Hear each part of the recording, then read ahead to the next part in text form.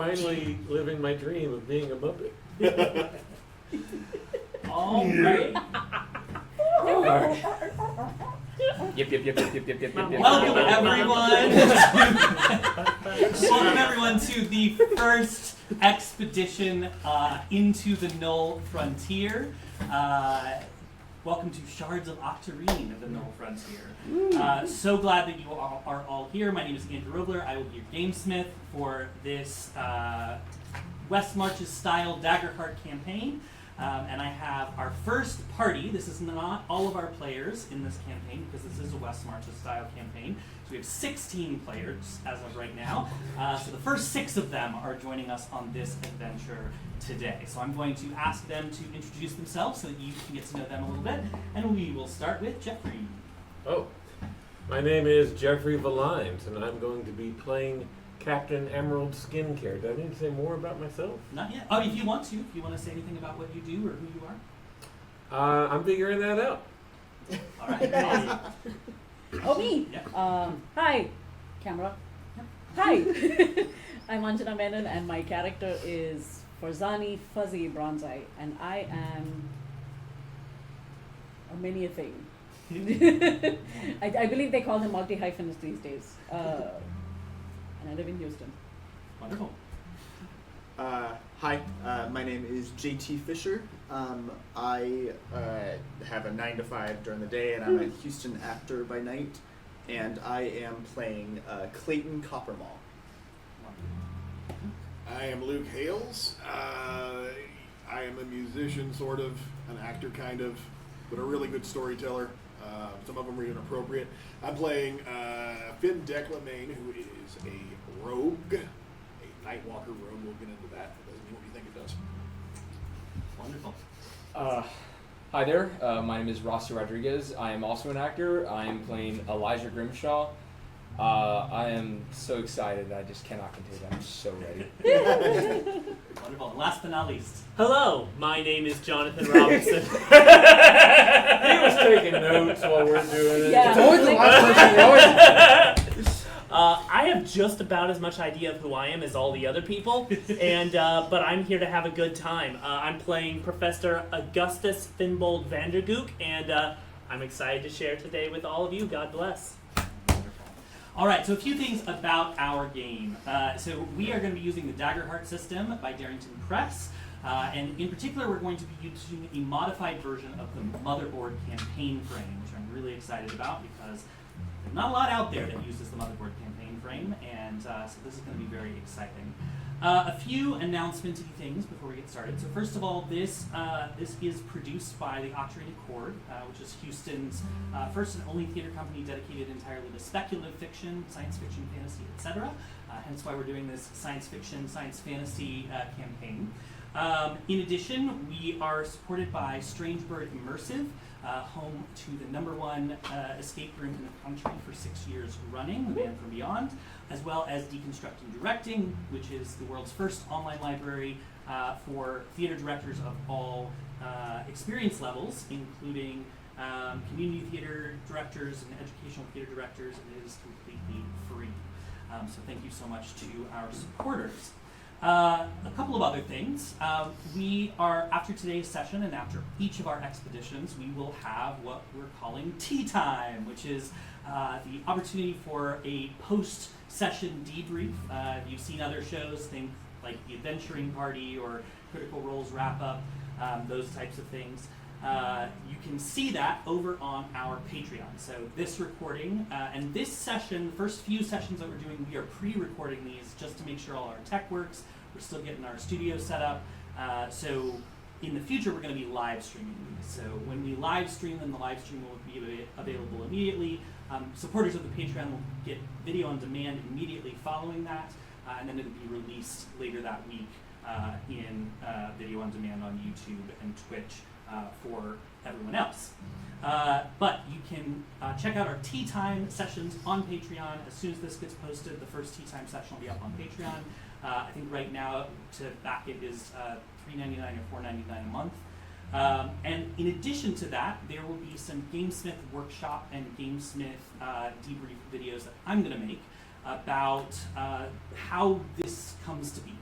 So if you want to peek behind the curtain to see the prep that I put into each of the sessions, then you'll want to check out the Gamesmith workshop videos that'll also be on the Patreon.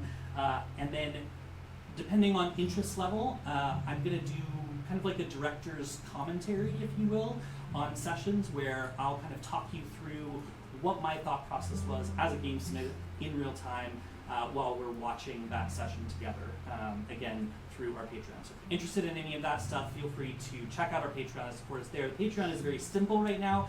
We will be expanding it with more tiers and options in the future.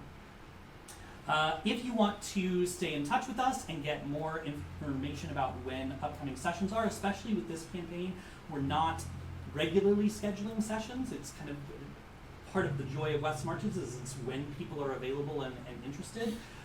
So if you want to be pinged and want us to let you know when sessions are happening, you can follow us on Instagram at Octarine Accord. You can also find us on YouTube at the Octarine Accord or on Twitch at Shards of Octarine. So you can follow us any of those places. I think we'll also have some TikTok videos up, so you can find us on TikTok as well at Octarine Accord. With that, shall we get started? Yes. Yes. Okay. Let's do it. We call it the Echo Vale because we live among the remains, the echoes of the fallen ones. They didn't just build cities, they compiled reality into pristine polymers and structures that ignored gravity. Now, centuries after their mysterious annihilation, their names are forgotten, leaving only labyrinthine programs and sentient hardware behind. The Motherboard remains our greatest enigma. From a central tower, she shepherds all data through a shimmering web of wire called the network, yet her halls remain closed to the world. Now, a virus known as the Remnant's Fury decimates the valley, while mysterious null points threaten to decompile reality itself. In response, the administrators of Buffer have launched the Intelligent Techno-Mitigation Department, an expeditionary guild tasked with mapping the wastes to ensure our survival. Chart the adventure with us. Hunt for relics. Map the errors. Step into the Null Frontier.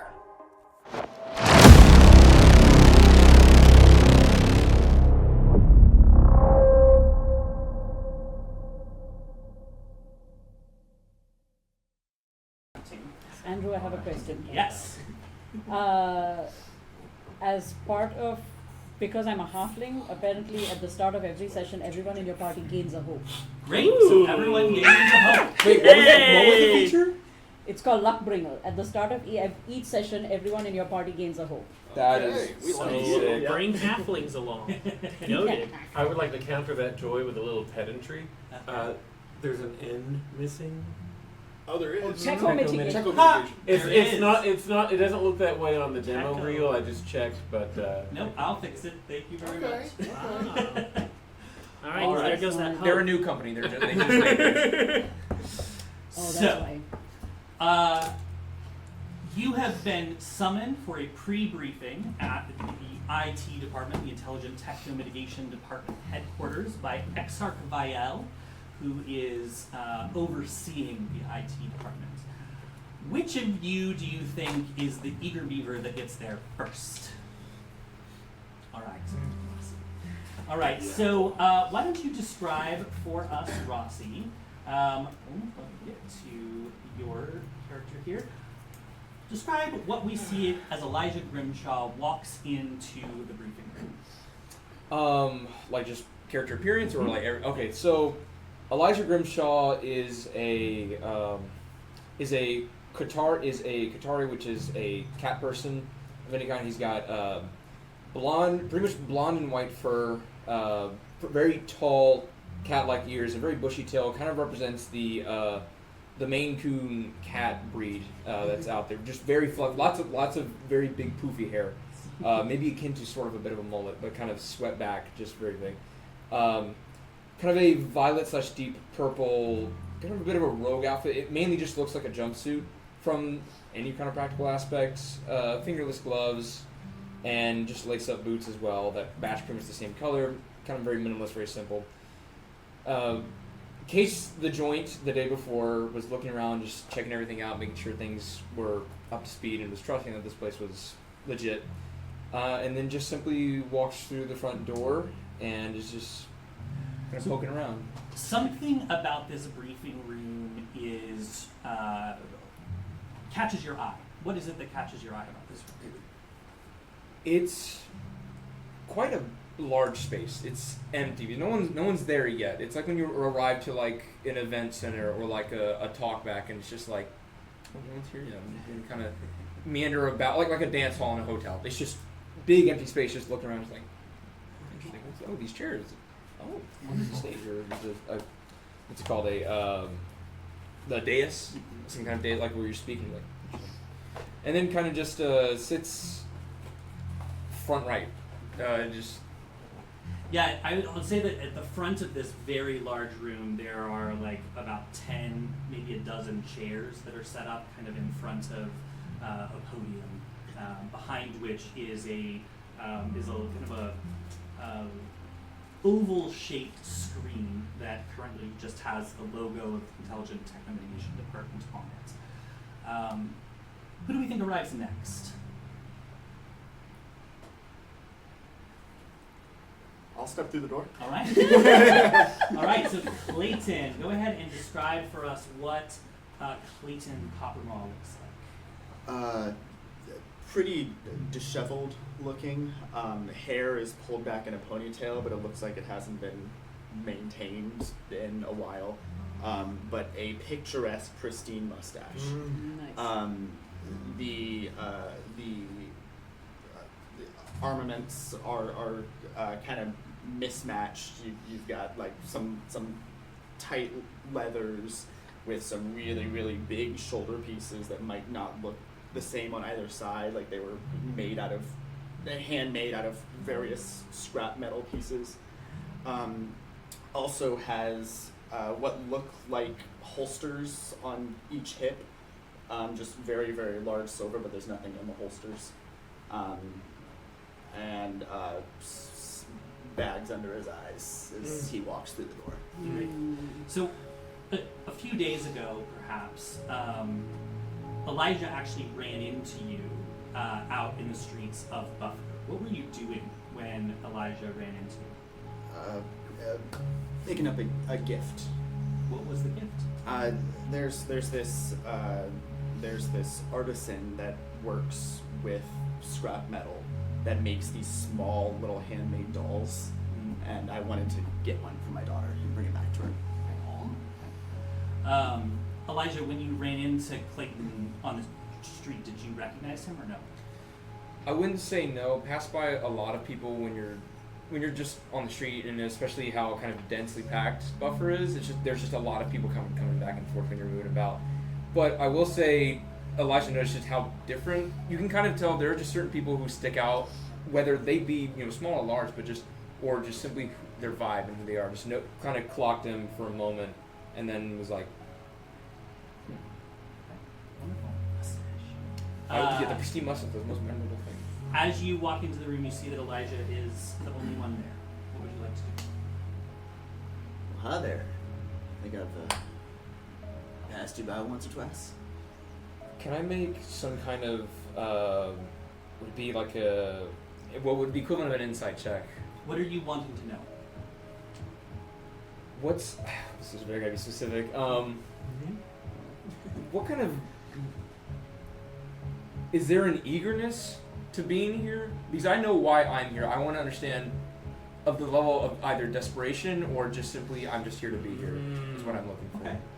How much are you trying to hide your emotions or feelings right now? Not. Then I would say you tell us what is obvious on Clayton's face. Rather than making it a roll, you can just tell us what does he see when he looks at your face? Or your energy. You see a almost rehearsed, like he's gone through this before. He knows that it's a job. He knows how to do that job, but there is a eagerness in his eyes, like there is something about this job that might be special. So his body knows the movements, but his heart might have a little bit more in it this time. Gotcha. Cool. I guess. Or you said something earlier? I think. I've seen you around. You a part of this expedition? Yeah. Yeah. For a job. You're good. It's Clayton Coppermall. Elijah. Good to be working with you. As you say that, and say Fuzzy. Fuzzy walks in. Fuzzy walks in. So can you describe Farzani/Fuzzy Bronze Eye for us, please? Fuzzy is a female halfling. She is about 4 feet 9 inches tall.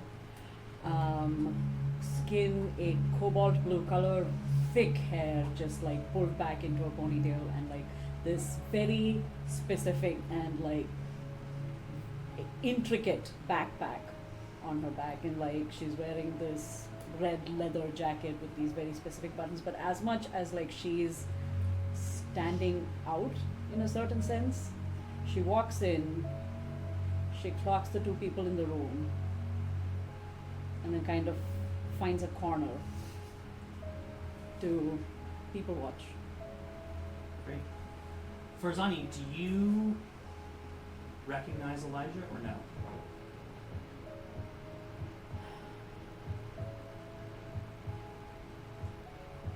I've seen people like Elijah. I haven't seen Elijah before.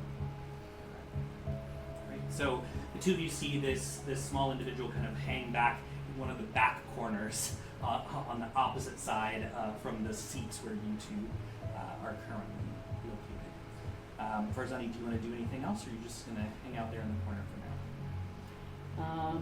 A grunt of acknowledgement, and I'm done. Great. All right. Who comes in next? All right. Andrew. All right. So you see Augustus Flybold Vandergook enter the room, and he is a lanky, somewhat older, perhaps nearing elderly, a half fawn. He has hooves, but more human hands, and he appears to be listening to something that maybe only he can hear, scribbling down notes.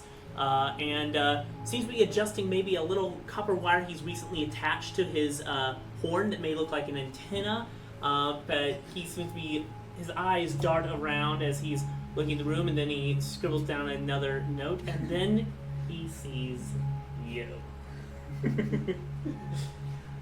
So as you lock eyes with him, Farzani, Yeah. you ran into, like, you had an encounter with Vandergook recently in the street, or maybe Yes. right outside. Okay.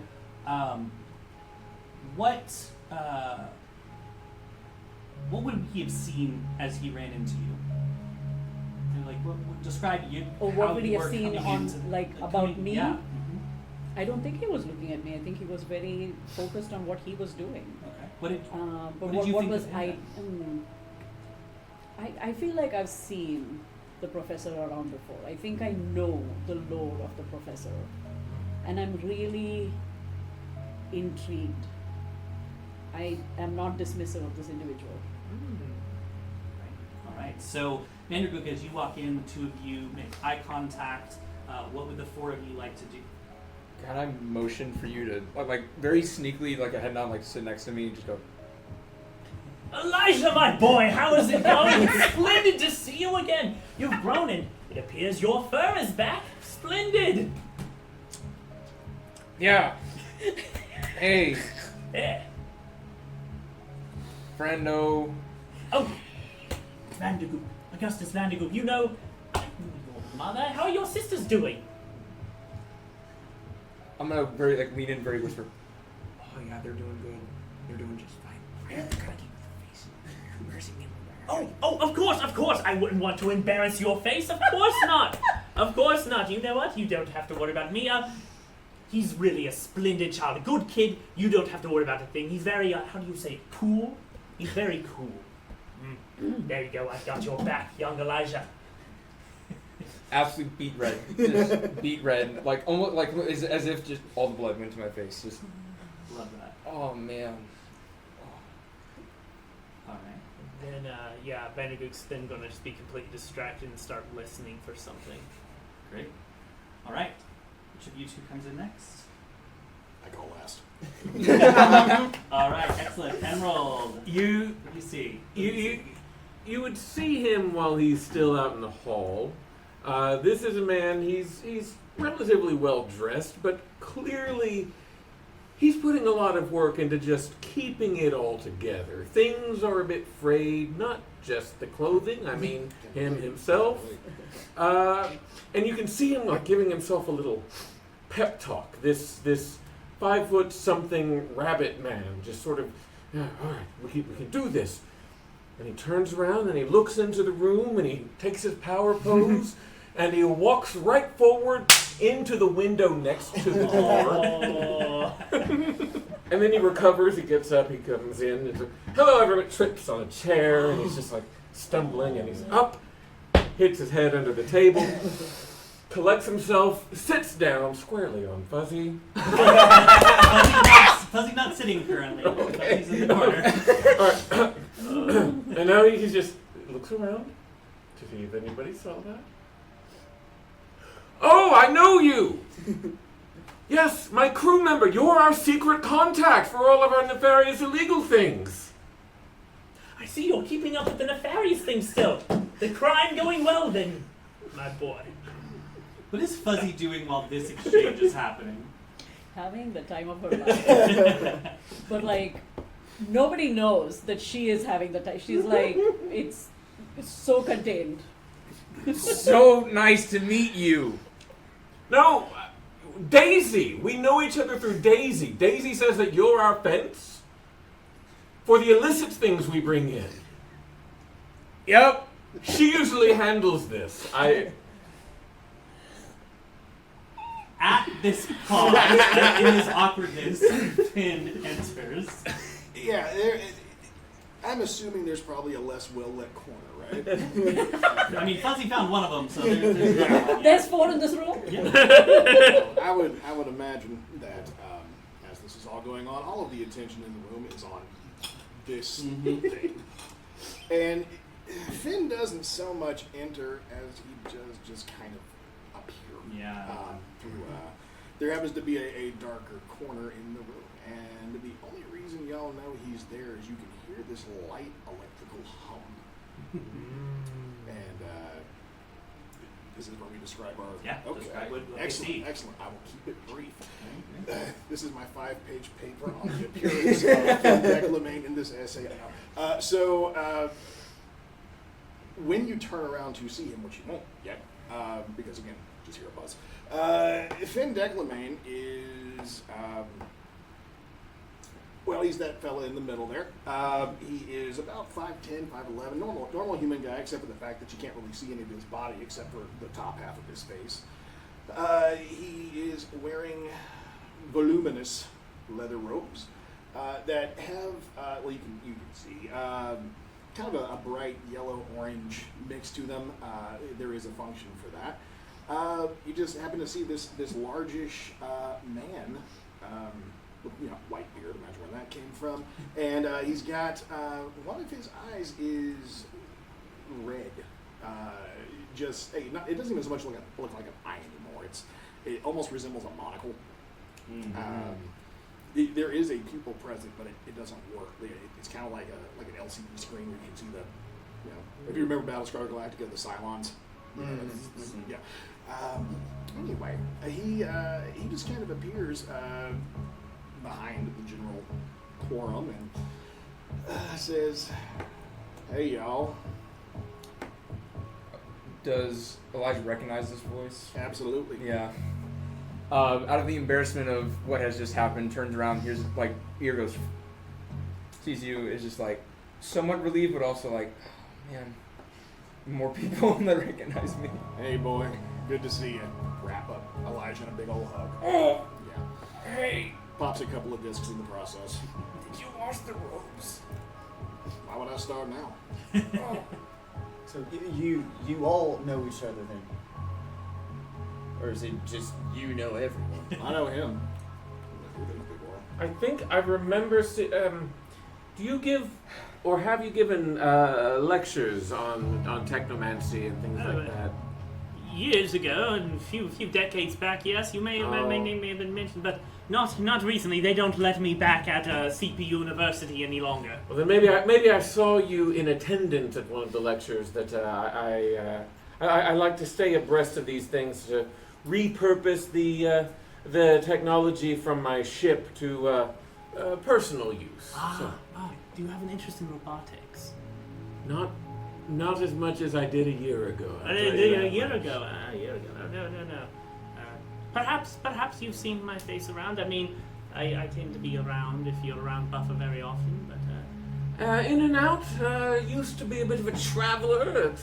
Those days are behind me, it seems. But no, I'm not exactly a denizen. Well, you're never too old to get back to traveling. As for Grimshaw, of course, everyone knows the Grimshaw family. You know, they've been a staple in our community for quite some time. Grimshaw. Yes. Fuzzy asks from the corner. So yeah, you just hear the voice from the back. Grimshaw. Is that your last name? Yes. Okay.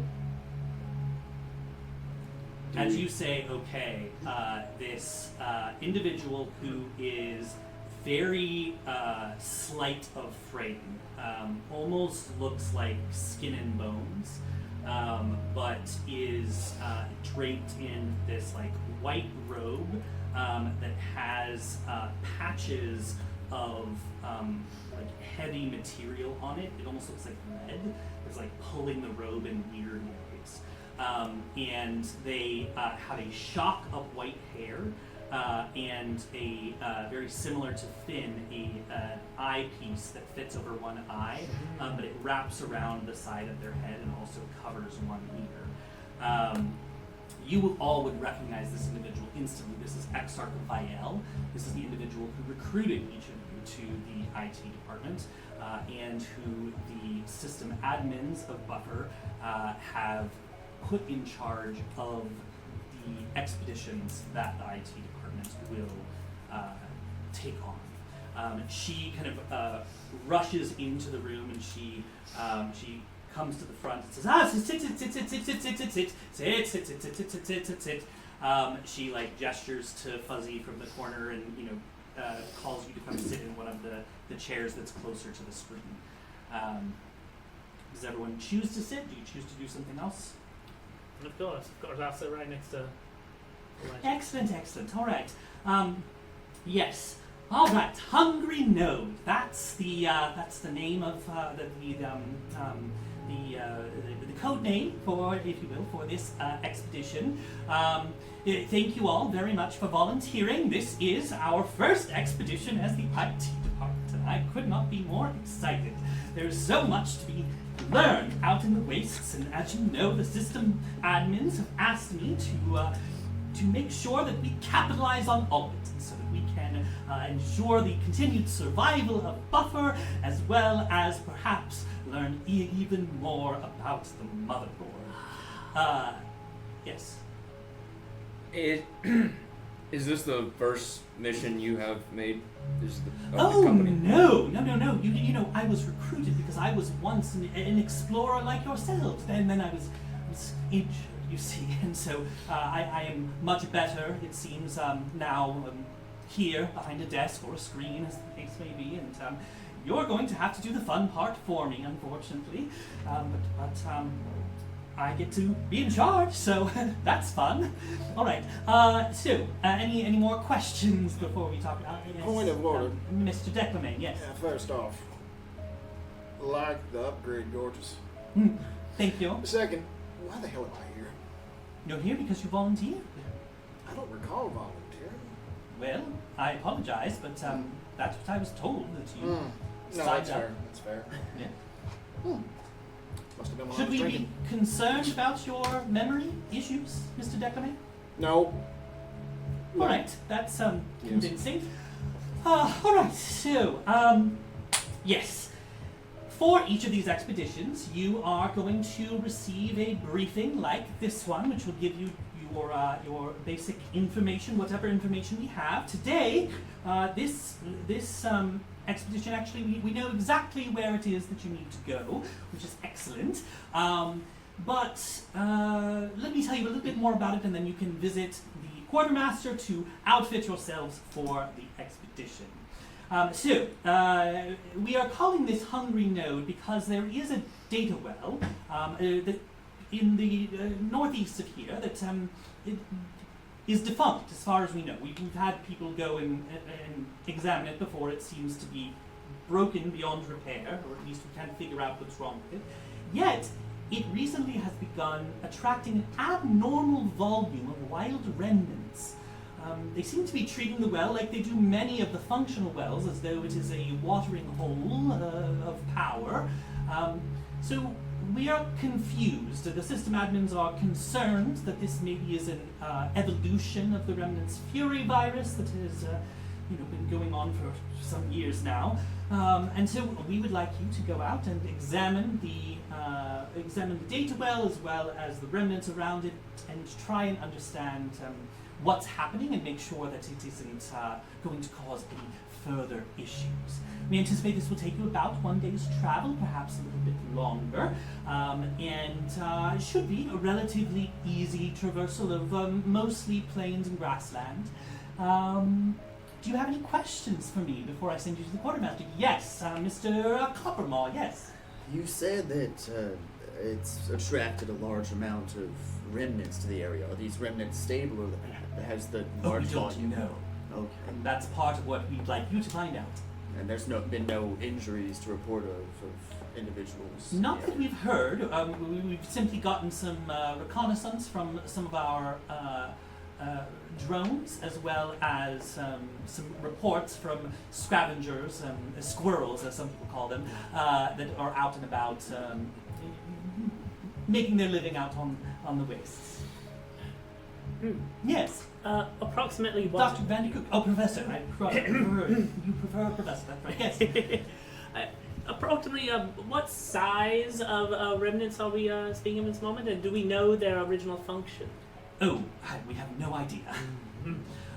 There seems to be a large number of varying sizes. So that was part of the concern, was that it's not often that this many different types of remnants gather in the same area without issues. Splendid. Yes. How are these reports coming in? Oh, from people that are coming into Buffer after scavenging out in the waste, as well as some of our aerial drones, which don't have the best video capabilities, but are able to at least identify from above the height of the wires what is. Can we get some of this footage? Sure, I suppose we can. Yes, I'll make sure that we upload it to your tethers. Okay. Yes. I have a question. Yes. So I know that sometimes people with cybertronic implants, there's the irritation of the skin at the point of graft, and I wonder if you had given any thought to any of the fine products available from the Emerald Skincare line, which can ease the swelling and itching and irritation that are common. I've never heard of Emerald Skincare, you say? Is this a business of your own making? Oh no, rather I would say it made me. I have had the wonderful opportunity to be enslaved, to be in service, to be a part of the team. I'm my own boss. I'm on the ground floor, and if that sounds interesting to you, then I can also sell you a franchise, and you can also get in on the ground floor. I'm sorry. Your name, according to my records, is Captain Emerald Skincare. Is that correct? Yes. And this is not your product? No. Right. Thank you, but no. All right. Yes. Any other questions before I send you to the quartermaster? Yes, actually, I'm quite curious about this skincare product. I will leave you to discuss that on your own. I am quite busy, as you might expect. Thank you all very much. Please do be sure to report back when you have returned to Buffer with your findings and information. As usual, any scrap that you find along the way is yours to keep as part of your payments for this endeavor. And then, of course, there will be an amount of quantum that will be transferred to each of you following the successful completion of this expedition. Yes. Yes, the remnants. Once we've solved the problem, do you have any care for what happens to them, or may we do as we please? No, of course, do whatever you wish with Wonderful. them. Wonderful. Yes. Okay. Yes. One more. Yes. How much? Quantum.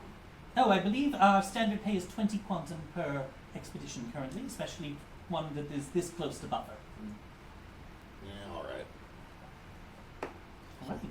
Well, with that, if you go through this door here, and she points to a door behind the screen, she says, this will take you into the quartermaster's office, and you can select your provisions for this journey.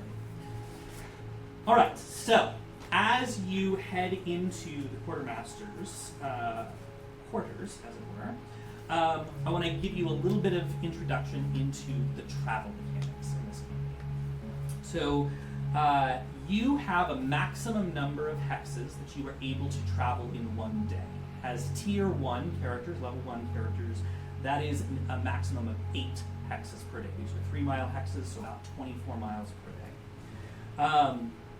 You are going to purchase provisions before you leave. Depending on how much you spend, you will get a provision die that is a different size. So you'll either have D4, D6, D8, D10, or D12. Each of those dice costs the number of quantum, which is 10 times its number. So a D4 is 40 quantum, a D6 is 60 quantum, a D8 is 80 quantum, etc. You will use those provisions as part of your camping action or your resting action when you are traveling. However, if you over-prepare, you take on too many provisions or more provisions than you need for this expedition, you will gain what's called an encumbrance die. And the encumbrance die makes travel harder. So provisions help with resting. Encumbrance hurts or hampers travel. All right. So I'm going to let you all decide the bare minimum you need that will last you for essentially 1 day of travel out and 1 day of travel back is the D4. The D6, so that's 40 quantum. The D6 is 60 quantum, and it will give you a little bit more of a cushion, so that if you're out an extra day or part of an extra day, you don't run out of provisions. If you do run out of provisions, then you will start to experience attrition, which basically makes you vulnerable and some other things, right? You don't have the food that you need.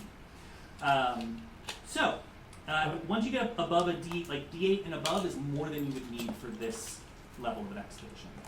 So your question is, how much do you want to risk?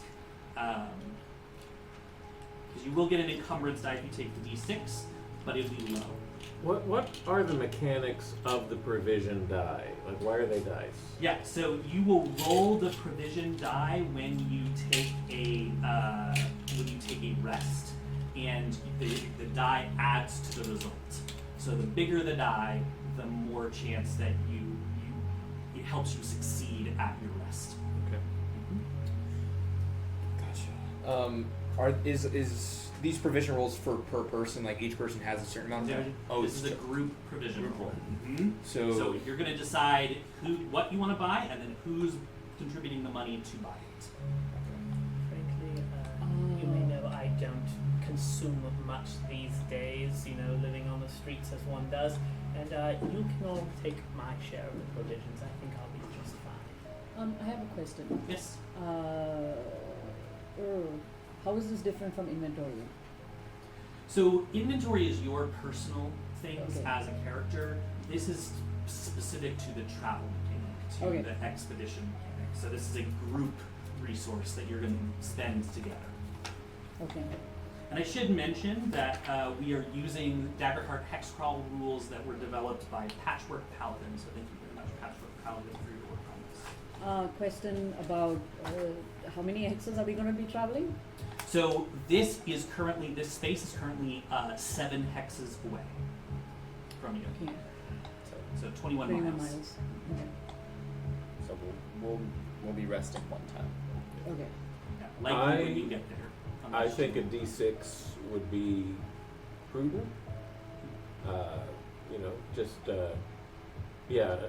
enough for each day of travel, and also if we need to camp out an extra day when we're on site. That could certainly be helpful too, but I'm also wondering if we do need to be light because it is such a short trip. But I do like having a cushion in case we do run into anything. Because So, but if we take the d6, then we're going to have to. We need the Over encumbrance. You'll take a Okay. D4 encumbrance die. Okay. So I thought I'm sorry, I misheard. I thought the encumbrance didn't kick in until D8. You're right. I apologize. I misspoke. Okay, Yeah. then I am. You're not going to get encumbrance. Let's go d6. yeah, let's be a Do little we cushy. want to spend the extra? Oh, that's true. We will have to spend extra quantum. It could be Quantum of 10. person. Yes. Frankly, as I said before, I do not need much provision, so I'm willing to contribute to whatever is needed. But Yeah. I don't really fancy contributing to more than I think I require. Yeah, I'll get ahead of He mine. just got a salad. I'll pitch in 10. Hey, cushion would be nice. Pretty generous of you. Is your family doing well? Yeah, they're great. How they doing? Well, I will also pitch in 10. 10 here. 10 here. I'll give you all 15 as long as you give me 5 quarts of oil. Well, then I guess that leaves 5 for me. All right. So go ahead and mark off your quantum, and then you will start with a D6 income or D6 provision die. All right. Excellent. So, is there anything else you want to do before you set out on your expedition? It is currently morning. I would like to kind of pull Captain Emerald Skincare aside, Okay. and privately if I could, Mm-hmm. and just like quickly rush up to him, pull him around the corner, and like, how do you know Daisy? She was a valued member of my crew.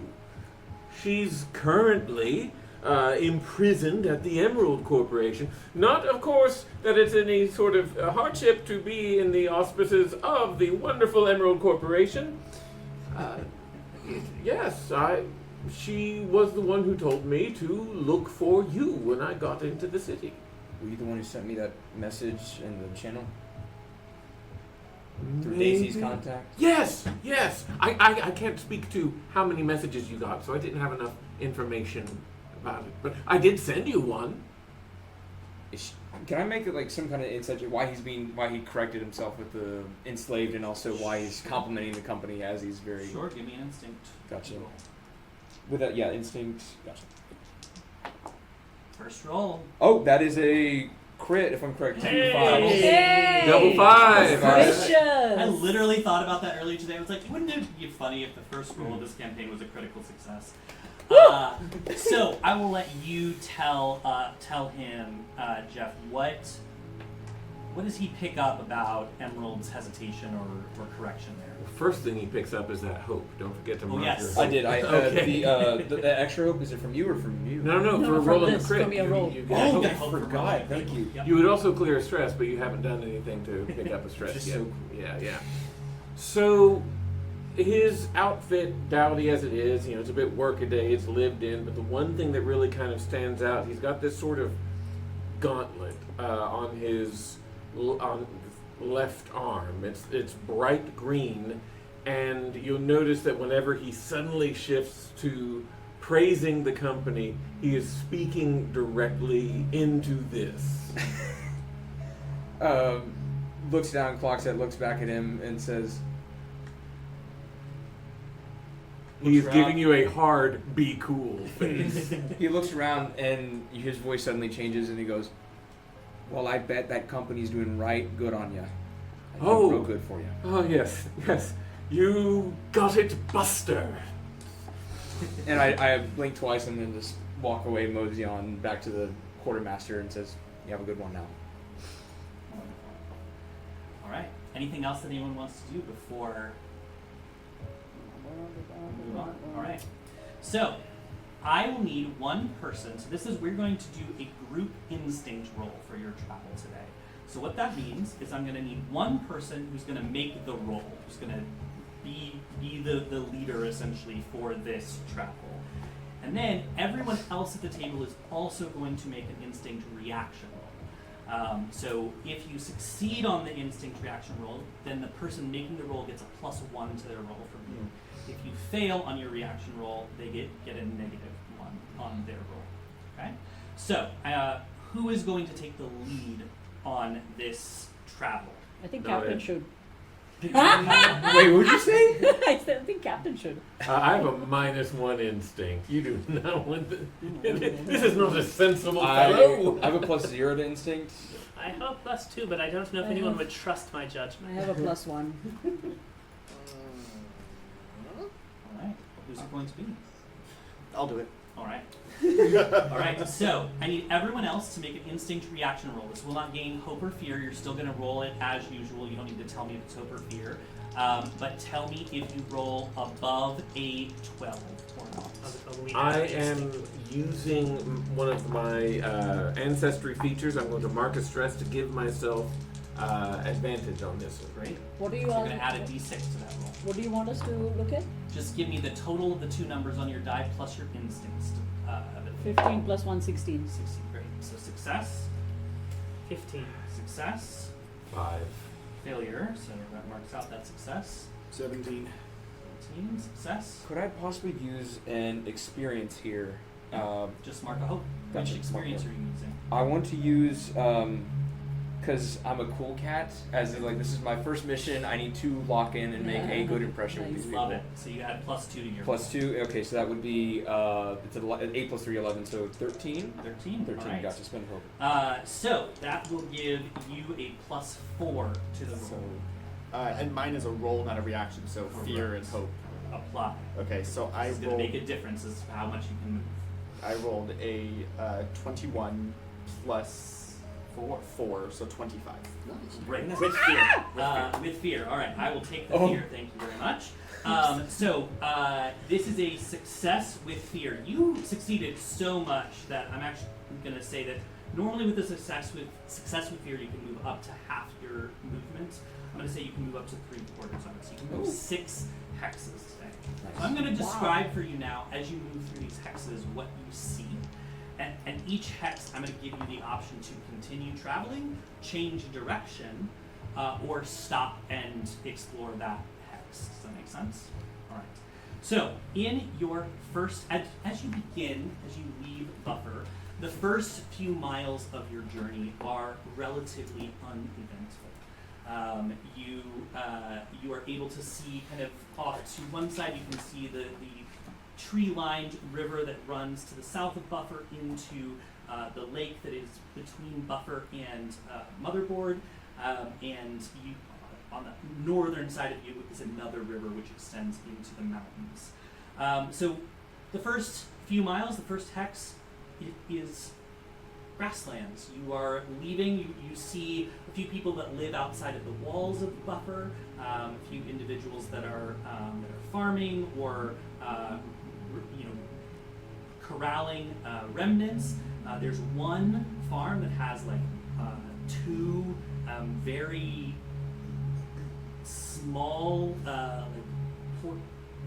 pig-like creatures. You're not entirely sure, but they are actual animals, not remnants. And I'm assuming we'll continue on. As we reach the second hex, you find now that you're about 6 miles from the city of Buffer. As you are walking, that there is a small hill up ahead to your right that has 3 like white. Not entirely sure what they are. They are rectangular in shape. They look to be about like 2 to 3 feet tall off the top of the hill, but they are kind of placed not evenly, but pretty close to evenly along the top of the hill. You can stop if you wish to and look at this. If you do stop at any point, you will re-roll your travel die. So you'll have to re-roll to restart travel, essentially. So what would you like to do? do we want to check this out or keep going? We got a mission. Yeah, I think. Let's keep going. I don't think it's a worthwhile distraction. No one's screaming. Right? How far out was this from our original location? 6 miles. 6 miles. Okay, gotcha. All right. As you continue onward, you pass through this like there's this area where there's hills, small hills to your left and to your right, and in this small valley. And when I say hills, they're not really full hills. They're like small variations in the terrain. But you can see this kind of dip in the middle ahead of you that is full to the brim with like these bright blue mushrooms that are just like it's almost like a carpet of mushrooms, and it spans probably like a good like mile across of territory. It is a large field of these blue mushrooms. You can go around it, but it will take you extra time to do so. You will lose momentum today. What do you want to do? Is anyone familiar with these? You can give me a knowledge check, anyone that wants to. Yeah. Remember that this is a roll, so you're rolling with open fear. That is Double 3! Ooh, Nice. a 9 with fear. No. That is a 19 with hope. With hope, take the hope. 16 with fear. 16 with Sorry, fear. no, knowledge, so 18 with fear. With fear, thank you. 12 with hope. 12 with hope. All right. Anyone that rolled over a 15, but definitely Captain for here, you know that these mushrooms. Actually, I'm going to ask you, since you rolled the critical, what are these mushrooms called, Jeff? These blue mushrooms. What's their name? Well, they were named, if I recollect correctly, by the youngest son of the leader of an expedition. So they're called the really cool blue guys. Really cool. Subsequent expeditions have really worked hard to supplant this with a more dignified name, but none of them have taken hold. Yeah, I think people have started taking to calling them TRCBGs. So you know that these mushrooms are safe to be around, but you know that if you were to step on one or to express the spores that are in one, the spores have a soporific effect. They put you to sleep very easily. So you can move through this field of mushrooms, but you will lose time. So you will move one hex slower if you wish to move through there. I have a question. Yeah. If I were to summon a thick fog, could I suppress the spores so they wouldn't shoot out so much, and we could pass through without hindrance? Yeah. What ability allows you to do that? That would be Mysterious Mist. Make a spellcast roll with a DC 13 Okay. to cast a temporary thick fog that gathers in a stationary area. Okay, so it wouldn't move within very close range. Well, the nice thing, though, about this is that this is very close range, so that's within about 10 or 15 feet of you. I will say this, because I think this is an interesting use of this ability. If you are... I'm going to ask you to make this spellcast roll multiple times, so that you're kind of using it as you go. So go ahead and give me... we'll simplify this slightly. Give me 4 spellcast rolls. Right. I am going now. Since that critical was with double 3s and 3 is my lucky number, Oh, nice. I have so much hope right Okay, now. great. Let's use it. All right, so I'm going to use since I sort of picked up this lore in my travels. I'm going to use my scavenger craft captain experience on each of these. All right, So- great. So, this first one is 13, 15, 17 with hope. Oh, great. Take that hook back. Yep. This next one.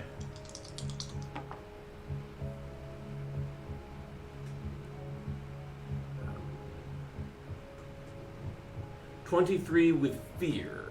23 with fear. Okay. Since I rolled with fear, my Seaborn community means I get a token that I can use to add a bonus. Great. Number 3. 14 with fear. Okay. And I'm going to go ahead and I'm going to use my token on this last one.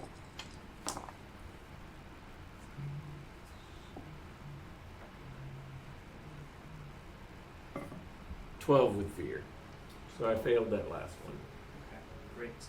I think I gave you a DC.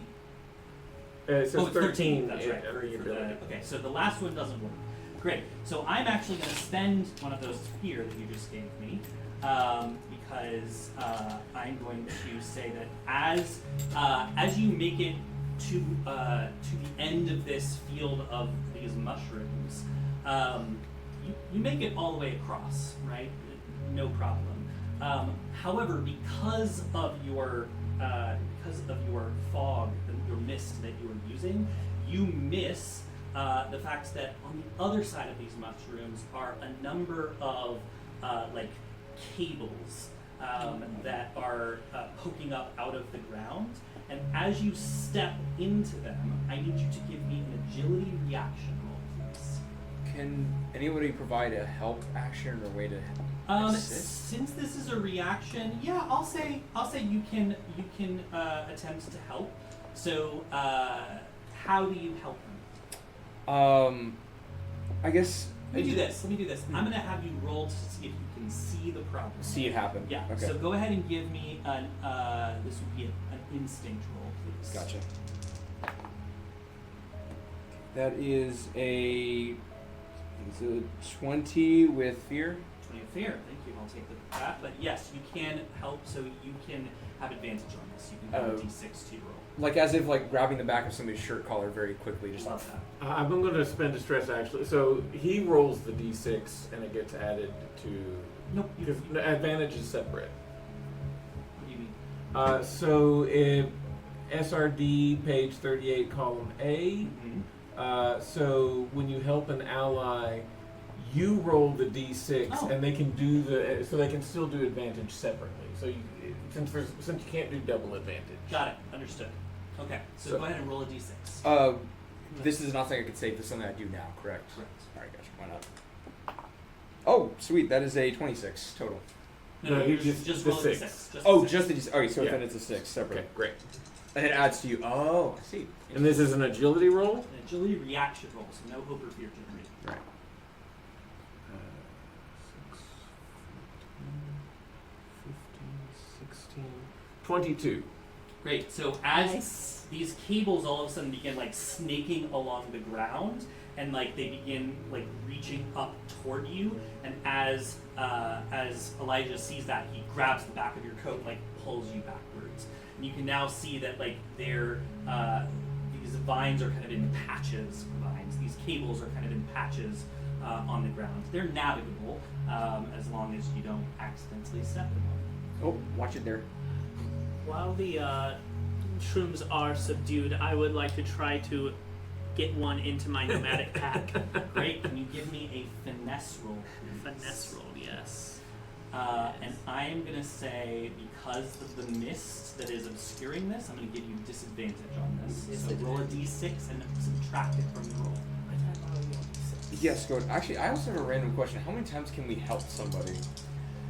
It's, the nice thing about not having initiative in this game is that there's a little bit more kind of freedom as to how you want to do that. Gotcha. I As would long say as you have the hope to spend. Yeah, because it does cost a hope.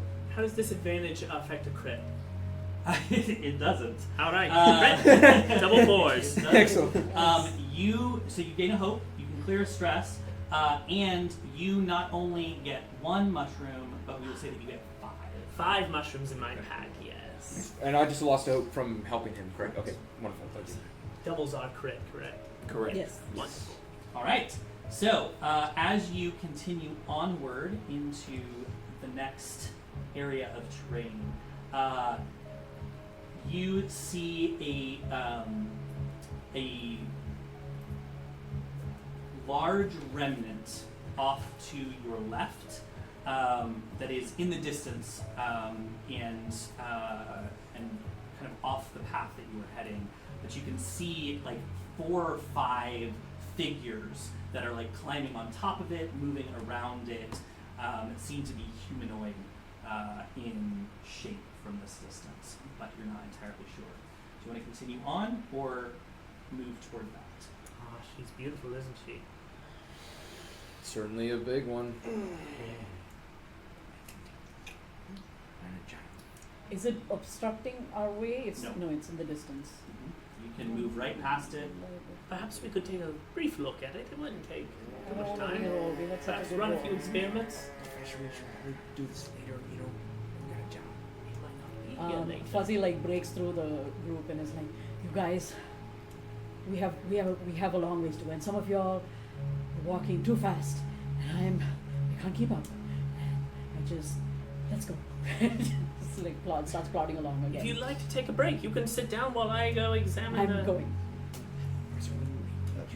Where are you going? We're just Walk you back. like Just it's continuing not on. like continuing on because it's not in our way, right? Nope. Like okay, so we can keep Yeah. walking. Great.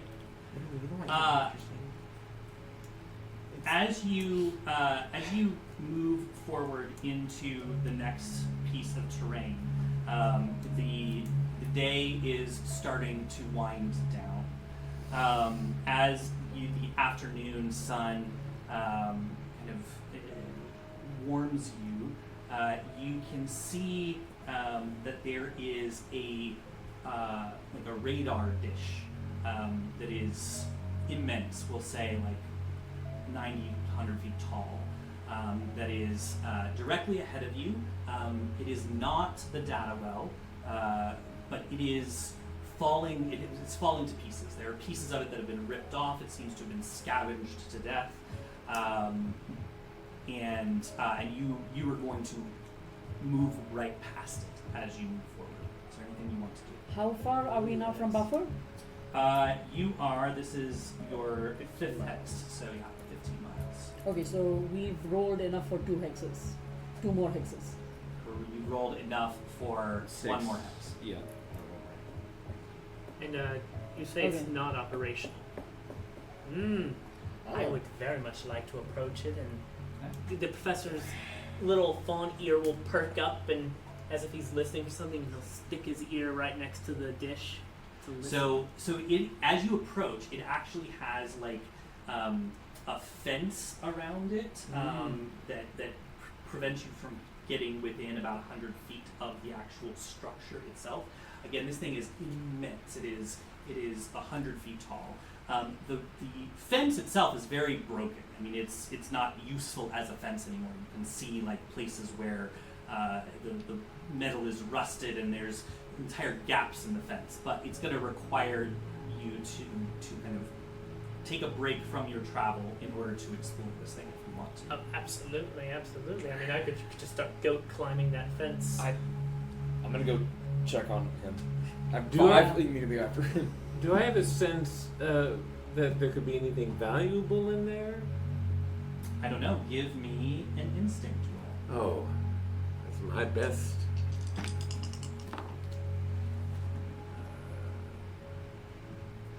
That will be is that a reaction roll or is that? No, this is a Okay. check. And this is a 10 with fear. 10 with fear. You can't see anything from this distance, but I'm gonna, since you rolled with fear, I am going to say that you feel a like electric shock from your device. That's not a happy shock. It's okay. And you'll mark a stress because of Okay. Can I tell if there is any kind of current running through this thing? Would I be sensitive to that? it. Yeah, give me, this would be an instinct roll. That is a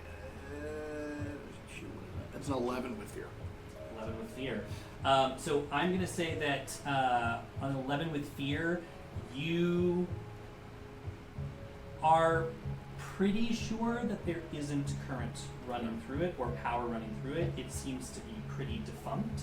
But I will say that because you rolled with fear, there is you're not sure. Got it. Yes, Fuzzy. Are there any holes in this fence through which Oh yeah, there's tons of a holes. person of short stature may crawl through? You don't even need to crawl. You can like Oh, walk okay, past the fence. okay, Yeah. okay. There's a bunch of places where the fence is broken down Okay. and easy to get through. That's good because I have a -1 on agility, and that's probably I would not have been a good idea. I don't know if we need to go here. Maybe we could just keep going to the place we were going. Maybe. Professor is not listening. Oh. He's like in a trance right now. I'm like walking in front of him, like whispering us out loud, like, Doc, listen, I know you want to check this out, but we have a job. My boy, I know you can't hear it. You said you can't, but I must listen very closely. We have 3 more. She's speaking to us. Who is speaking? Okay, to when you say that, Fuzzy turns to Clayton and is like, It's already getting kind of late. Finn or Mr. Declamaine? Do you have a preference? Finn's fine. I can't imagine we can stop him without hurting him. You seem like a capable individual. Could you just shadow him, make sure he doesn't hurt himself All right. while we explore this? We'll do it quick and we'll get moving again. I'm going to cast Tova's armor on myself to increase my armor score. Great. So I'm going to spend a couple of fear. Uh-oh. All right. Because as you all cross over into, like, cross the fence into this space, all of a sudden you look up and it is dark. Like, the sun has set. It is nighttime. You don't know where the time went. All of you have the same experience. And not only is it dark, but you can all see that, like, so this dish, there's like a building below it that's holding the dish, and it's like 3 or 4 stories tall. Most of the walls are busted, like you can kind of see inside of it, and you can see 8 or 9 glowing ethereal figures that are moving about on the interior of this structure. Not only that, but when you turn around to look at the fence is in perfect condition and is 15 feet tall. Oh, Fascinating. damn it. Oh, jeez. All right. Now things are getting interesting now. No, they have gotten worse. We should be here right now. Everyone stick together. No one go You crazy. want to try to leave? Yes, I want to try to leave. My boy. Could I quickly do, I guess, look for any kind of early detection system? If we already know there's a fence here, this gives me an idea of, like, are there cameras? Is there security letting people know that we have approached their perimeter? You're going to look mostly on the outside of the building? The outside of the building, yeah. Great, go ahead and give me an instinct roll. Oh, damn, Oh. that's a 3 with fear. 3 with fear, alright. The anxiety of this is significant enough that you're going to mark a stress. Oh. Because getting close enough to kind of case the outside of this joint means getting closer to these figures, these ghostly figures in this building. You don't see any sign of any sort of like camera system or early warning system. Gotcha. Within that same vein, could I possibly make some kind of cloak, like trying to hide or cloak, or just be a bit more Try stealthy? and hide, yeah, absolutely. That's going to be a finesse roll. What are you trying to hide from, I guess is my question.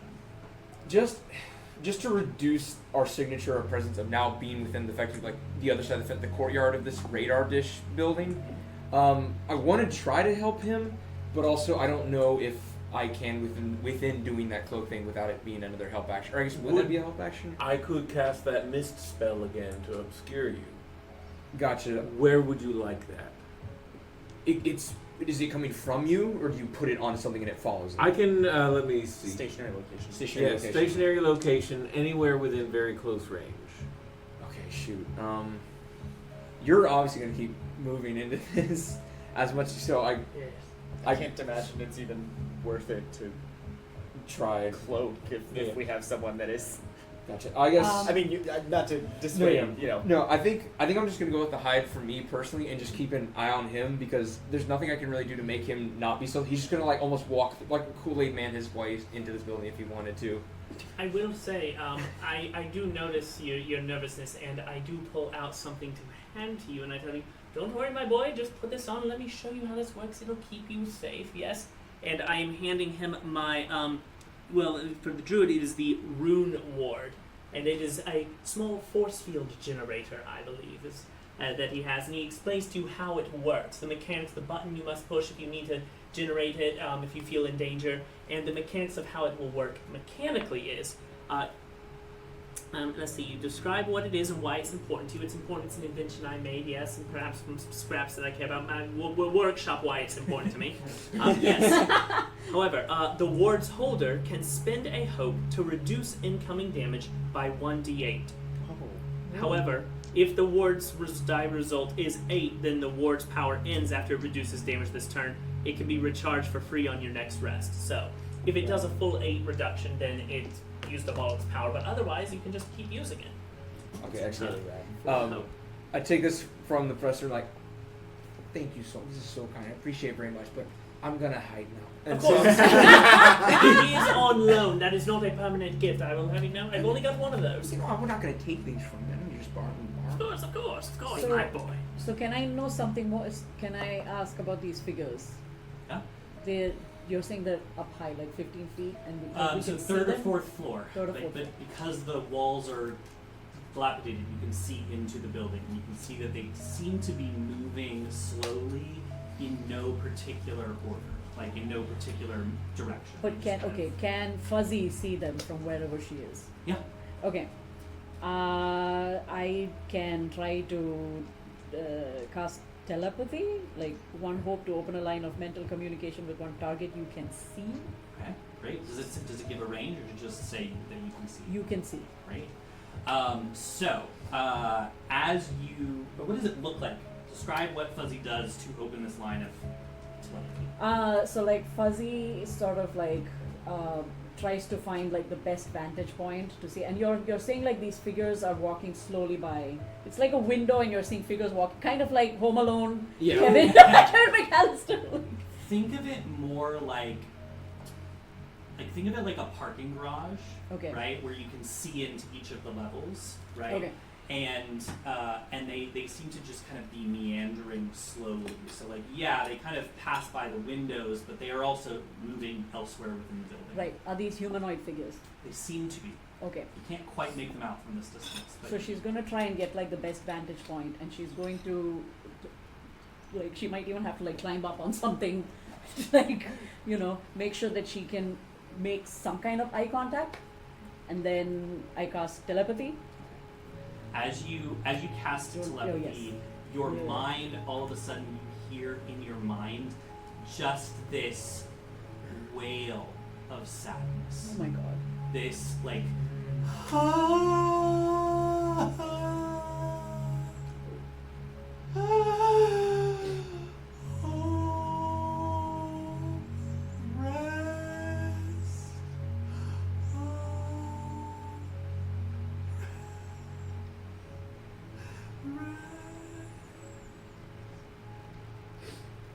That's and disconcerting. it just repeats.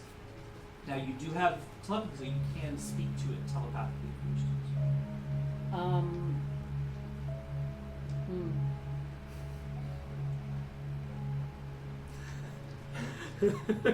You don't have to. It's like what's your deal? Give me your office. While you're thinking about that. Well, I think the first thing that I would want to know is like, is that what the professor's hearing? The professor is Ooh. not. Oh, I see what you're saying. You can ask the professor. Yeah.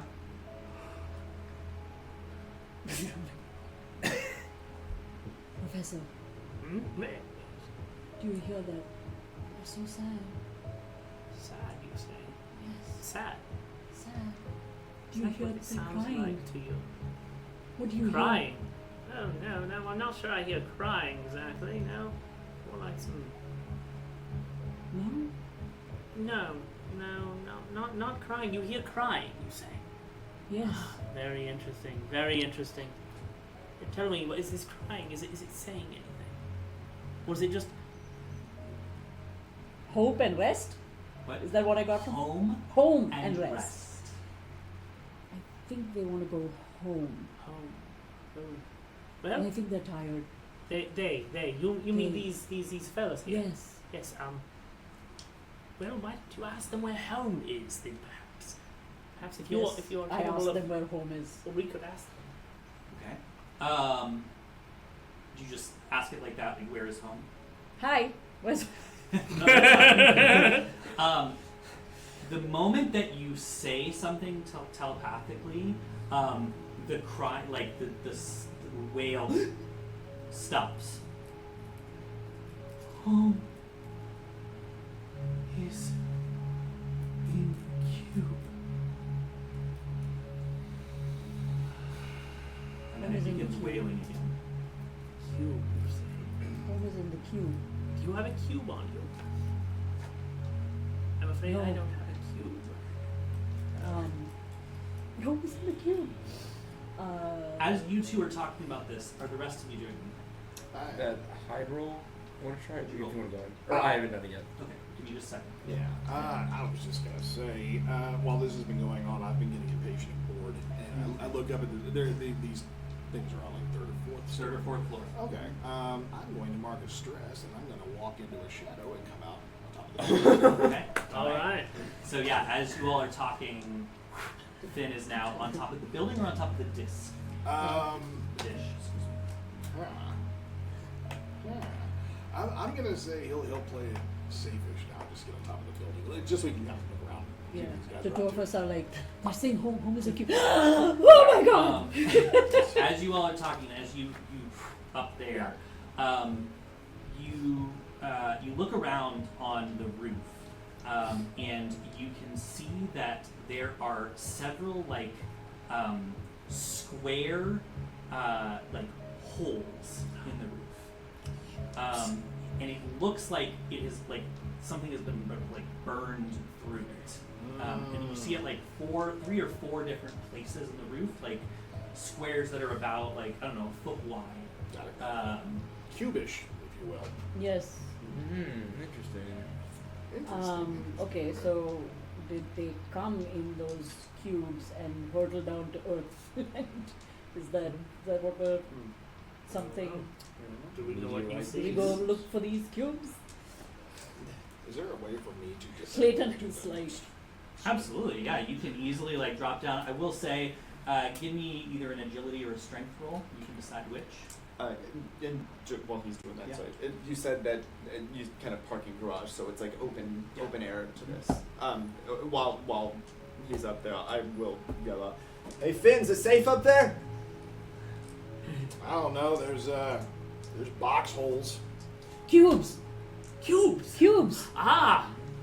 Splendid. Yep, there's box holes. You want me to go look for the boxes? Yes. I'm gonna go look for the boxes. Yes! I do think it would make our new friends happy, yes. All right. So I'll go agility. Dear, excuse me, I have to go and check out this. This. Oh no. That is a 3 with fear. Fear. Okay. Wait, sorry, that's a 5 with fear. 5 with fear. Not even. So how do you attempt to get down? Do you want to drop over the edge and kind of swing in, or do you want to try and descend like through a hole or something in the roof? Well, I have You're a attempting. I have a grappling hook on me. Okay. And I guess I'm not paying much attention because I'm talking to them about the box holes.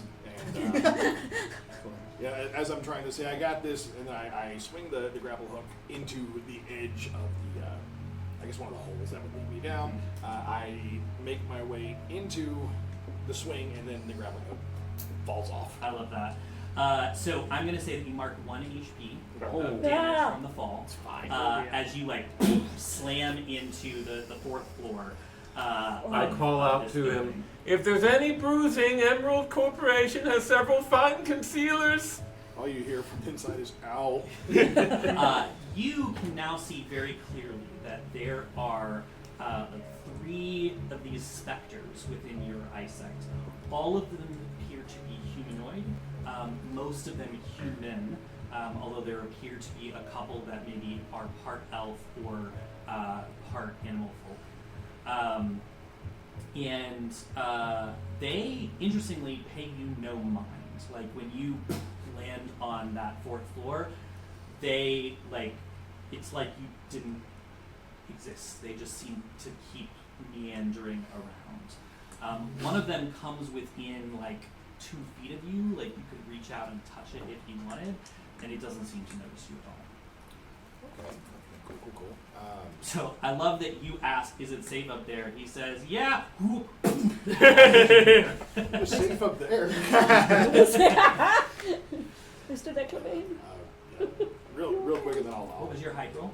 Let me do it now. Oh, geez, that's a 16 with hope. Okay, take the hope. As far as you know, you are like you're staying out of sight of these things. That does also mean that you can't see them. Gotcha. I think I just kind of know, hearing where people are and stuff like that. I'm cool, but I'm kind of like almost crawling, laying low through wherever this courtyard is toward the front door, running ahead of him to kind of like a paranoid cat jumping in there and just like, what's ahead, so he doesn't run into anything. Sorry. Just a quick clarification, because I still have telepathy open. When he fell on did they would same just home rest? Yeah, and it's the words are infrequent.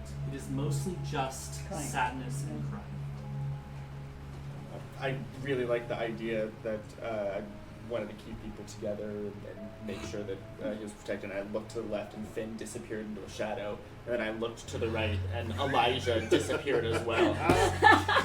Alright. Some guardian you are. Don't worry, I'm still here. I'll just keep on walking. I'll be right behind you. You see a glimpse like near the front door of the building, just like glowing orange eyes. Look back for a second, like.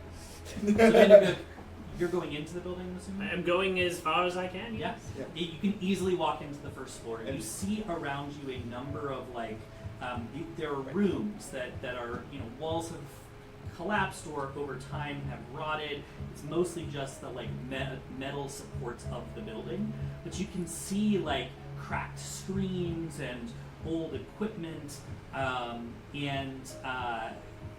in every so often you can see a hole in the floor that is about a foot wide square that is going straight through the floor into the ground, and it's just dark down there.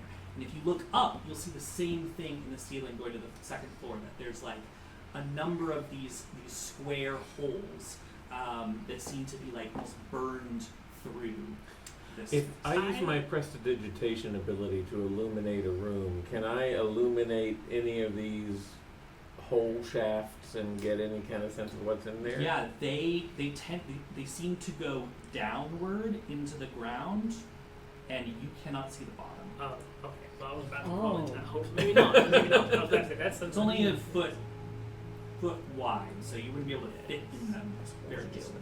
Don't forget your transformations. Yes, actually, that's a good moment. It might be about time. Elijah, are you all fuzzy? Could you do me a favor? I could use your assistance for something. Could you also assist me for a moment? Yeah. I just need you to watch over my body for me. Would you? I got you. Wonderful. I hear them. Oh no, he's not doing it again. Oh. And then the professor is going to pull out a little switch. He's going to click a switch. He will seem to twitch for a moment, and then he'll go limp, as if a marionette whose strings have just been cut. Catch whatever Flop. Yeah. falling. And he'll just pause there, and then... I say, am I alright? It's not his body speaking, but you hear a voice, a mechanical voice saying, do you have good hold of me? And then from out of the professor's pocket will crawl a little electronic spider, and it will be speaking with the professor's voice. I We're say, good. Yep, we got it. wonderful. For future reference, you might want to inform me so that I don't accidentally grab this spider creature whenever you're inside of it. Oh no, the spider is me. Yes. Yeah, I didn't want to crush you trying to grab hold of the big you. You know. The big me. Oh, that's not me anymore. No. It will be me again one day, but right now that is just a pile of matter. You understand? Yes. All Simple consciousness and quantum entanglement. Yes. Flip the body over my shoulder. Yes. Oh, do treat it delicately. It is not yours. I love that. Oh, no, it's not me. All right, fine. You're loud crack. I say, is it all right? You hear a voidless whisper behind you. Oh, you'll get used to it. All right, so what are you doing in Spider? Oh yes, I would like to cling to the side of the hole and perhaps with a little how about we say it's a grappling hook instead of silk that it holds off to some metal and start crawling down the hole and say, oh, could someone light my way here? I assume the spider doesn't see very well. I don't know. Can I see well? There are 2 wizards who can prestidigitate. That would probably be ideal. Yes, I don't know if I have small enough light bulbs to add a. How long are you willing to continue traveling down the shaft? Until I see something, or I see something that a reason to go back, or I run out of line. Great. So I'm going to say that because there isn't infinite line, I'm going to say that you spend 30 minutes climbing down the shaft. So with this no shaft sight is of one bad mother. Yeah. No one's gonna stop me on that No, one. I say, it doesn't appear to be quite so cubish anymore. It seems more like a rectangular still prism. cube. Oh, Cube. it's still a cube. It's Oh, still a cube, but it's Still- very it's long. still square. Cube. It's still square. It is just you're right. It is the shaft itself is a rectangular prism. You're correct. Yeah. But the shape is still square. It's even on both sides. Yes, and I can't see anything more than just dirt. Oh, I had to spend my hope to do that, by the way. I was using my evolution, I believe, which uses 3 hope because I got way all this hope and I'll need it all. May have been a waste, but yes. Which I get to choose 1 trait to raise by +1 until I drop out of that beast form, which I suppose what would be best is to use agility, so I'm very nimble down here. Yes. I don't appear to see anything at the moment. I'm coming back up. Please make sure my line doesn't break. Yes. Do you hear anything up there? Any sort of signals or beeping or? So hold on. You were traveling 30 minutes down into the air. Yeah. I guess yeah. And then me- you're me 30 more. minutes back up. So tell us about skincare. Oh, there's all sorts So of. during those 30 minutes, that is a good point. Good point. Meanwhile, on the surface, So what are the rest of you doing? You have the conversation. That's We're having an Avon party. Oh, we're having an Emerald Well, party. it's kind of like what we're doing, where we're sending the lights down to him, and it's kind of like we're just a lot of standing around and waiting. yeah. So Emerald skincare. There is one problem, is that the factory hasn't actually existed for a couple thousand years, so there aren't any actual products, but that's a technicality. wow. What you doing, Finn? Okay, so having shaken off the abrupt stop at the end of my swing, I start looking around this floor. I'm not. Okay, so again, my thing. Do I detect any kind of current? Is there anything in here that I can feel now? Especially coming off these specters. Yeah. So give me an instinct roll. I'm going to say that 15 gets you some, 20 gets you more, 25 gets you a lot. That's going to be 18 with hope. 18 with hope, take the hope. So I will say that you don't feel any active current running through here, but you do notice that there appears to be a bank of screens and control mechanisms that is kind of centered in the building on the 4th floor, directly under this radar dish. And it catches your eye. Well, I'm going to go check it out. Okay. You spend a minute looking it over, and you can see labels that are, some of them are kind of like rusted over, but you can easily kind of like rub the dust off, rub the rust off, and read them. There is the word null pops up a couple of times. Null control, null power. There is a field generator ability or mechanism that is there. And then you see that there is a packaging set of controls.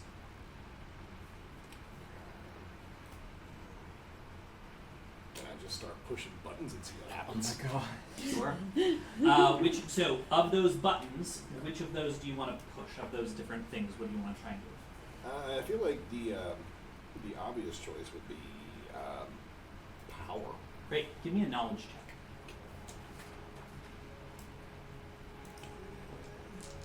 check. That is a 19. No, 16 with fear. Yeah, fear. 16 or fear. Yeah. Great. So I'm going to spend that. I'm going to spend an additional fear because you find the power switch, and as you go to push the power switch, you are jolted through with electricity. That knocks you unconscious. You don't lose HP, but you do gain mark a stress, and you drop. The rest of you downstairs hear as power moves through this building, and you can now see on the first floor where you all are that there is this central kind of like bank of machinery, and you can see lights and screens like coming alive on it, you hear probably like the thud of Finn falling to the ground. Call out to him, because we don't know we can't see him, right? Yeah, you might be able to hear him fall. Yeah. Did I have time to let out a single ow? Sure. You hear ow. I was gonna say, this is happening, I guess, at the end of that hour mark of him going in and out, or is this During? During. Okay. Could I say during that his kind of trip up and before that this happens that Elijah is still sticking in the shadows, is kind of spiraling up through these floors, kind of checking it out? Sure.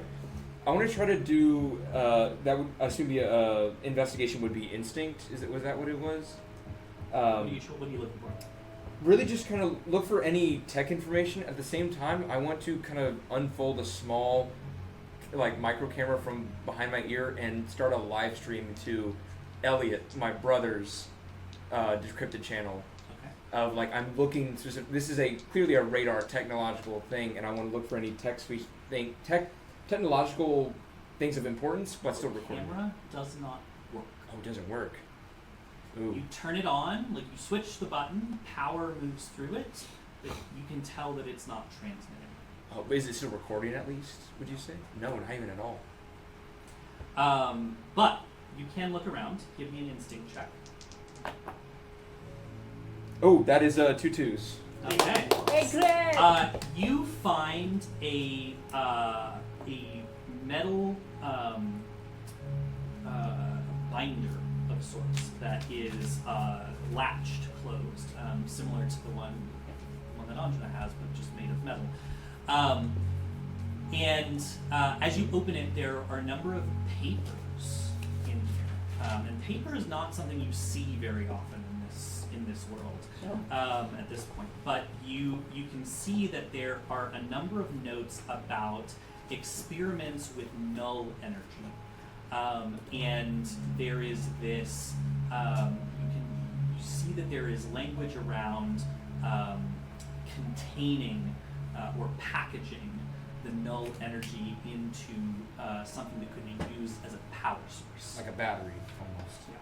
And so as you find this manual, and it's really not really manual, it's a bunch of notes that someone wrote about this process. And as you keep flipping through it, we'll say that it takes you probably about 15-20 minutes to flip through the whole thing. As you reach the end, you see an entry in the notes that says the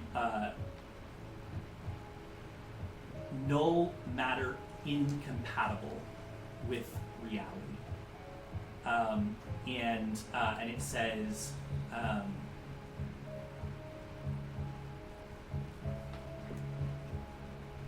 Dave dropped one, and it's still falling.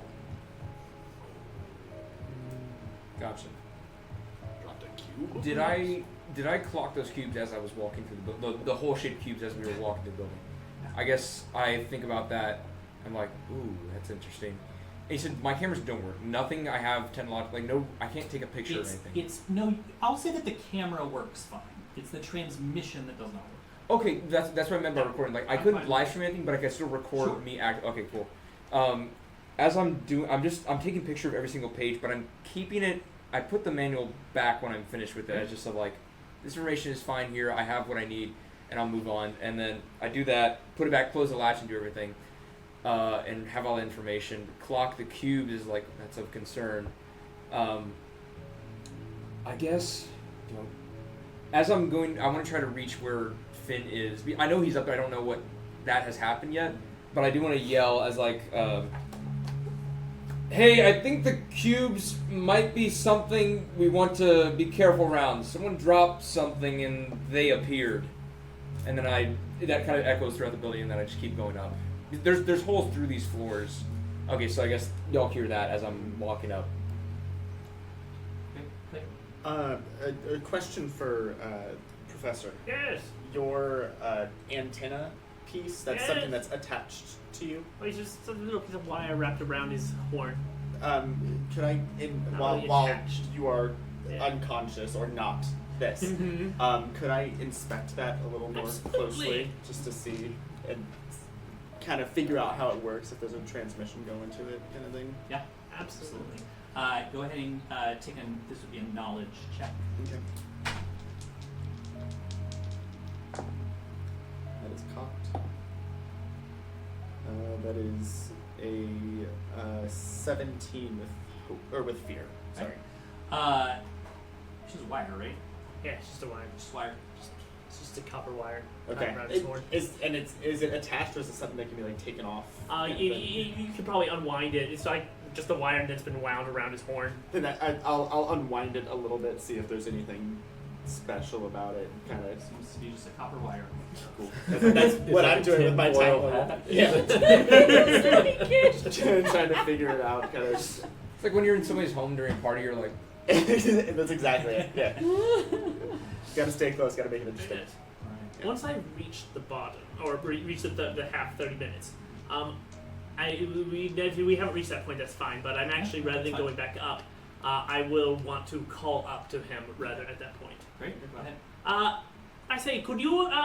It doesn't appear I found anything down here. Could you take that body and use it to push the button one more time? Don't use your own thumb. I don't know what might happen. Please use the thumb of that Vandergoof body.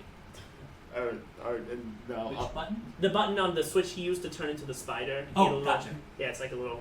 I'll see it. The switch like dropped on the ground or something. I'll pick it up and I'll press his thumb to Yes. the When you thing. do that, the body lurches again. It's like, ah, thank you very much. You can put me down now. And then he'll walk over to where the grappling hook is and just start spooling it up to pull the spider robot back up. Where was it that Elijah saw the paper? was this the The floor? second floor. Second floor. Okay. Oh yeah, I'm right above y'all. Y'all probably definitely heard whatever I said. I'd like to investigate that to see if there's any other old stuff there. Yeah. You take a look around. There is a bunch of like detritus here. Like you could probably find scrap here if you wanted to. Like there's a bunch of like old mechanical and technological stuff.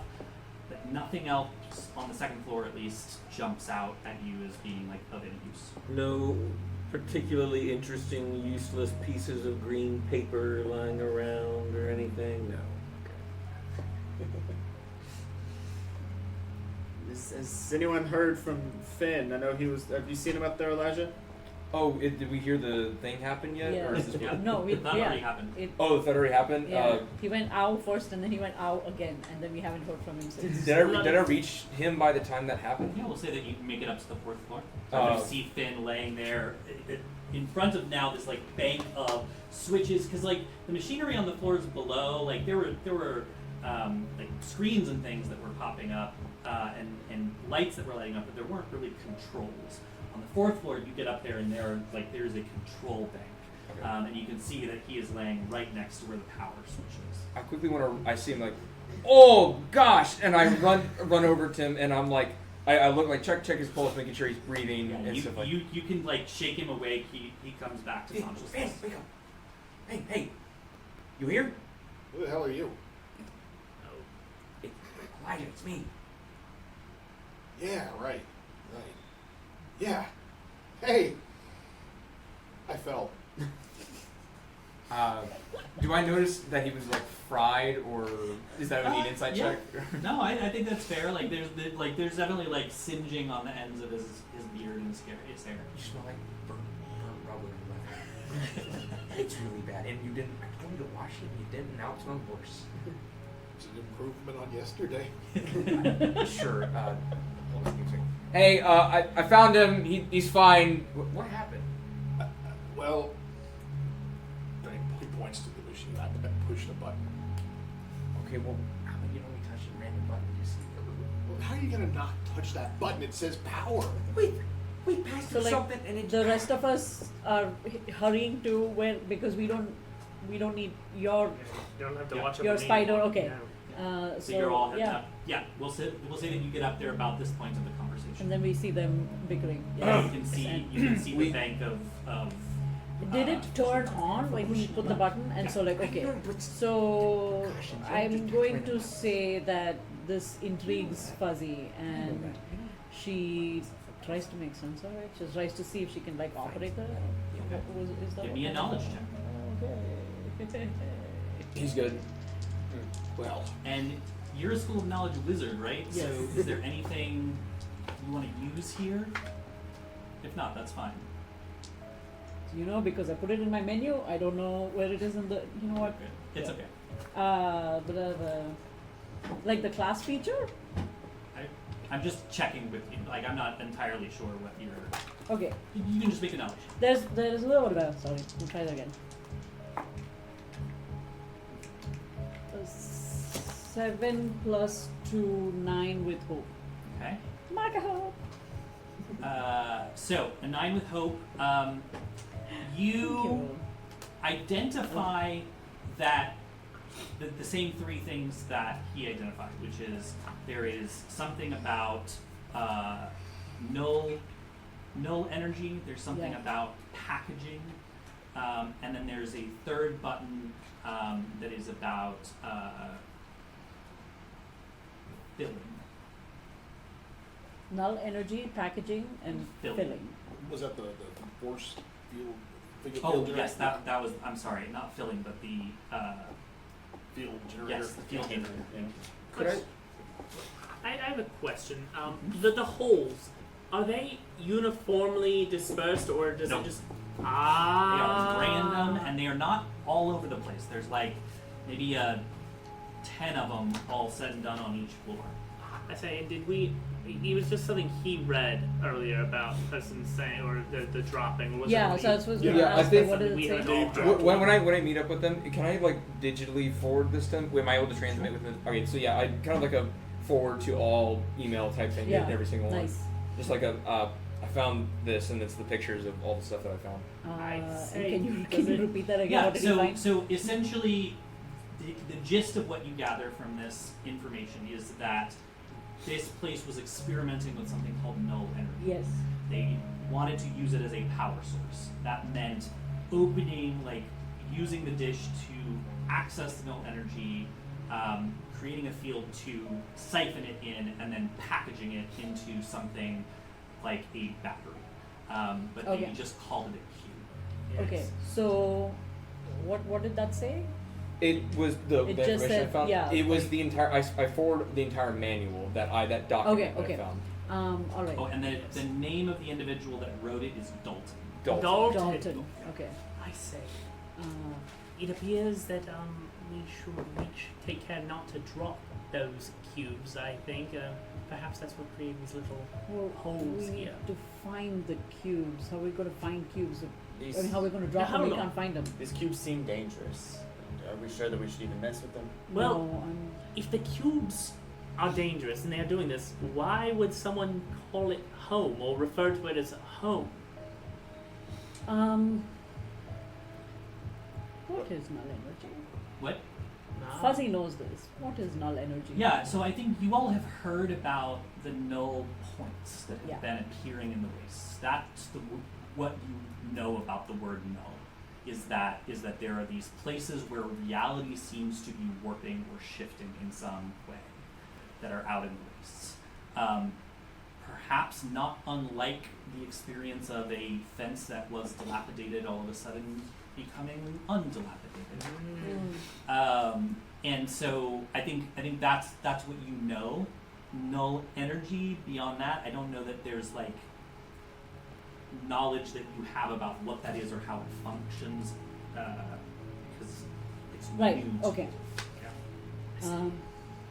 You still have that telepathic communication with those They're things still there. crying. They're crying. Are they still There's wandering it's around? like an iPod. I just take one like AirPods. I just take one out and I'm like I pop it back in. Like still crying. I kind of love the idea that your telepathy is literally an ear. I love You're that. like brainwave, boom. I love that. I say, Could Could you you ask them a question? Bluetooth. Yeah. Sorry. What? could you ask them a question? Something just Yes. occurred to me. Seeing as we don't understand this energy at all, ask them, when is it? When is it? You actually don't need to ask that question. In the documentation that you found, it is not the same time period that you were. And that is like current. the information from this is hundreds of years old. Like this place has been around for hundreds of years? Question mark. Would you say the documents that I found, because where we're at, are almost because I don't know what paper is per se, or No, I mean I think paper isn't non-existent, but it's rare. Oh, like this paper I thought. Would you say that it's kind of fresh, or at least in better condition, rather than some like 100-year-old. hundred-year-old paper? Scrolls. Yeah, like almost Yes. like Yes. well-maintained printer paper that's Yes. been okay. Yes. It's like It's been protected by the elements. yeah, okay. If that's the case, if we were to utilize null energy, think of the possibilities. You turn into one of those. Only for the time being, perhaps. We don't know that now, do we? I don't know. If you I'm very happy not knowing that. Yeah. I have a suggestion. We got some information. We still got a mission to do, so Yep. why don't we come back here? Yep. How do we No, leave?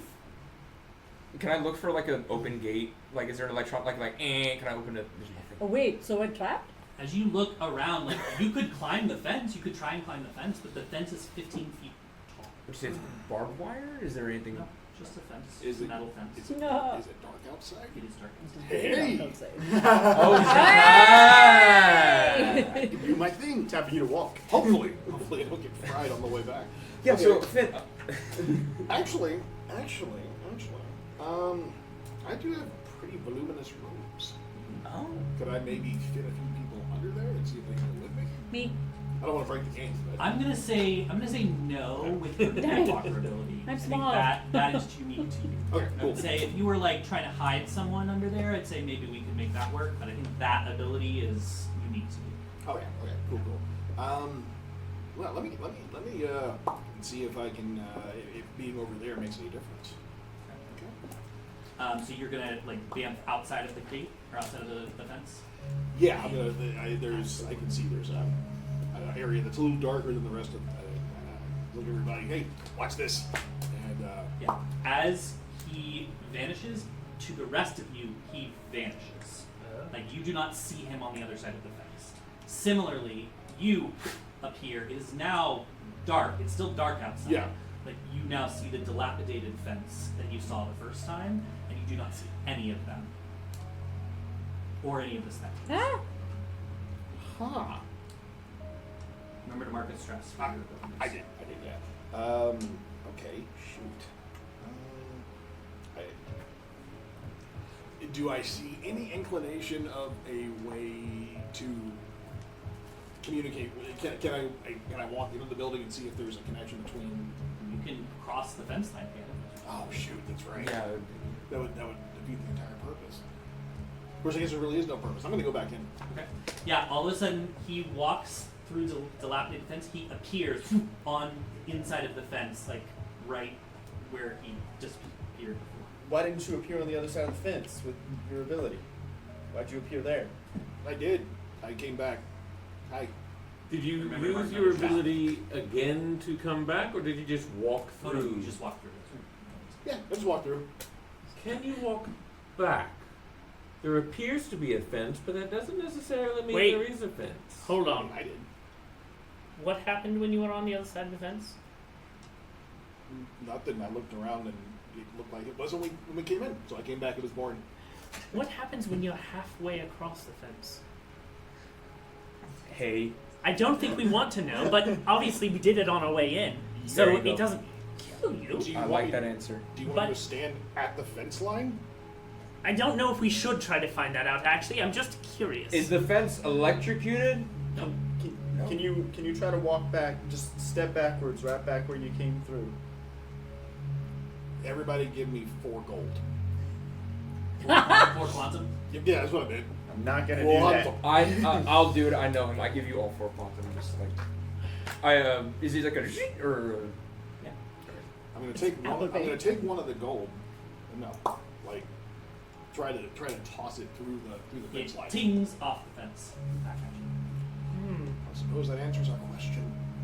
I'm gonna take my robot hand. I'm just gonna poke at the fence line. Solid. I am going to create an ice spike and launch it at the fence. Okay. So let me do my roll. Great. Double 11.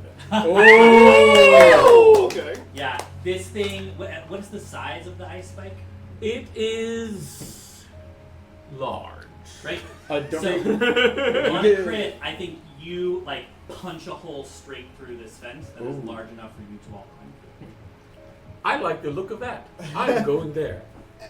Right. As soon as you cross, you are now. It's still night, so it's darker than it was when you left. But you're back outside of the dilapidated fence. There is no hole in the fence there, and you do not see any of your party members. Can we all just walk out? Yeah, I guess we all just clear the building. Can we take anything with us? I'd like to try to take some scrap or some of that interesting paper. Yes, That this paper's is right. fascinating. I wonder if it'll dilapidate as we. But I would like to take paper and any scrap I can find on the first floor. Okay. Give me.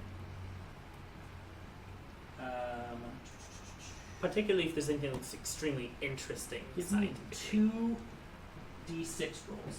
2d6 rolls. Just him or? Yes, here you go. He's the only one who said he's searching for something. So, 5 and a 2.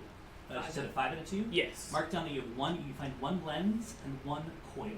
1 lens and 1 coil. Ooh, how Can we interesting. all take something? Yeah, I guess we can all take If you walked through, so are you walking back and looking?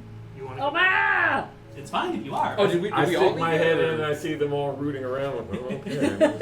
Okay. Actually, but like we can go and grab something and then come right back, right? If you want to. Okay, yes. All right. Give me 2d6. Each of you that wants to look for something can roll Watch, 2d6. you come 3 back. and do you have 6. something to say? 1, 3 and a 6. Oh, That's I- wire and crystal. 1 and 1. To 2 gears. You turn around and the fence is back, but it's got like 2d6. metal 2d6. plating on it now. Clarification. Hold on just a second. 6 and a 1. 1 crystal, 1 gear. If I didn't want to search, if I specifically wanted to try to take that manual, could I do Yeah, that? that's easily done. A 3 and a 1. 3 and a 1. Wire and gear. What was your clarification? Okay. So I threw the quantum piece at the fence line. It disappeared. Bounced. Okay. So that particular area is impassable, but the hole in the fences? So they'll because he created the hole. in the Oh, okay, fence. okay, Yeah, cool. because he shoved the ice pipe physically through the fence, Okay, and cool. that created the hole. Okay. Yep. Yep. Okay, so lesson learned, especially after figuring out that the antenna on Professor Vandergook's like ram horns is just wire, and none of this amounted to anything. Fuzzy does not really like you very much. Like you're losing credibility in her eyes. Not fully though. Losing a little bit of credibility. I never had much to begin with. Not for many years. Okay, Professor. So, as you all regather outside of this strange experience, it is evening, so you need to make camp. Did Need to make a what? Make camp. I have Oh, a yes. question? Did any time pass while we were in there? Or Yeah. is it Was it like a You wait? left in like the evening. It is now dark. It is now night. Okay, Time I mean, I goes- guess, You don't know how much time. It was at is. least 45 minutes. but I guess okay. okay? I was just curious if it was like time is stuck there versus every time is That's what I was gonna ask. But was it like a time suck? Like we don't- lost don't more know. time. We don't know. Oh, okay. Are like our All you know is that it was devices light out right? / getting dark when you went in, and now it is dark. Are our devices working? Yes. So we can still And see the transmission is time. back. We can still see like time and the date and the time and all of that or whatever. Okay. Yeah, I would say like it. There was no like time loss other Okay. than the time you spent in there. Got it. Maybe a little bit more, but not a ton. Can I? Good. We're getting ready for bed. Oh, go ahead. Can I immediately forward all the information I found and the recordings to Elliot and to my personal channel? So in order, remember, there's no wireless communication here. That's right. So It's through tether. you need to access the wires through the tether. So you can do that after you make camp. Copy. So here's how camping works when you are exploring. This is going to be a group action knowledge roll. So again, one person is going to make the roll for the group, everyone else is going to make a reaction roll, and your provisions die gets added to the results. Okay. Okay, which is a d6. So who is going to make the knowledge roll for the group? Does it matter that you have a modifier? Because I have a +2. Yep. Yeah. Okay, so I will do that. Okay, Do it, buddy. great. So Do it. everyone else, make a knowledge roll for me, please. Your DC here is simple. It's a 10. Wait a second. Am I No, waiting you- for yeah, everybody? you're gonna wait No, for no, you do good. And it's 20 with fear. Okay.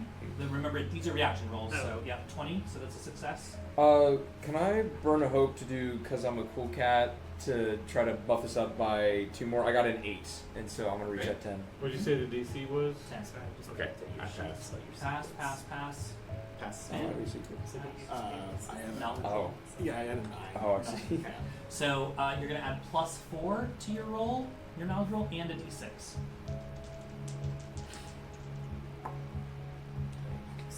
Mm, 13, 15, plus 5. So 20 with 4. Plus 4. 24 with fear. 24 with fear. I apologize. That was So, Six times. because of the experience you just had, the night is not as restful as it could have been. You all may take a short rest, but you may only take one downtime move instead of 2. So Yeah. you can choose between roll a d4 to clear HP, roll a d4 to clear stress, prepare armor, which doesn't apply to y'all, or prepare, in which case you gain hope, or if 2 of you prepare, then you gain 2 hope. What's your question? Oh, well, actually, he had something first. I forgot to say, I apologize. I got a 10 with hope with that roll. I forgot That's that. a reaction, so it doesn't count. That's fine. Yep. Okay, gotcha. 10. You're good. Speaking of how restful our night is, I was actually hoping when we made camp to attempt making some tea with one of the mushrooms to give myself a restful evening. Okay. Yes. All right. That's old folks. Give Really cool me, blue guy Yeah. Fix that back problem that I caused. The TRCBG. I'm going to call this a finesse roll. All right. Ooh. Watch me get the worst roll of my life and never wake up. Oh my god. I hope not. Wait. Oh, that's not a crit. That's a finesse one. That's a 16 with fear. 16 with fear. All right. So I'm going to say that it does work enough that you can take 2 of your moves instead of 1, but you cannot clear all of your stress. You're going to wake up with one stress. One stress. At I don't minimum. think I have So- any stress yet. Great. Then you gain a stress. Gain the stress. Perfect. Perfect. All right. So with that, since we are paused in the game for camping, we are going to pause in real life. Cool. So it is 9:26. We'll come back at 9:40. Thank you. 9:40. And during that rest, we'll communicate about what rest actions people are going to take, stuff like that. Yes. Yeah. We can chat about that when we come back, or you can chat about it on break and then announce it when we come back. All Sure. right. As we come back together after our break, what actions are we taking for our short rest? We discussed out there that we were both preparing, so Great. So you both gain 2 hope. we'll do the same. Gotcha. Okay. I cleared stress. Okay. Does anyone want to prepare with me? I'll prepare with you. Okay. Oh no. Okay. If you don't want to, No, totally valid if you in character don't wish to. No, like you okay, like ask me if I want to prepare with you. Go ahead and ask me. Would you like to prepare with me? Yes. Great. I'm I'm going going to to watch your volume just a little bit. I'm going to clear stress. Clear stress. All right. Roll 1d4 and clear up to that amount of stress. I'm a good D4 worth it. All right. So So, yes. and I So you get a second. So you can either clear HP, repair armor, or clear stress, but it sounds like you don't need to do that. So Yes. you can prepare a second time and gain a second, a third hope. If you Third want. hope. You know what? Why not? Why not? 3 hope. All right. Hey. Unless someone wants to prepare with me a second time and get 4th hope. So, Yeah, I don't know if we can because I think we are correct. other than it not being most restful of evenings, the evening passes without issue. The next morning, you awaken and begin again on your travels. Since you only have 2 hexes here that are left, or 2 hexes that are left, Mm-hmm.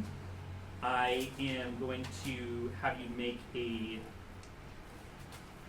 travel roll. So I need everyone to make an instinct reaction roll, except your leader.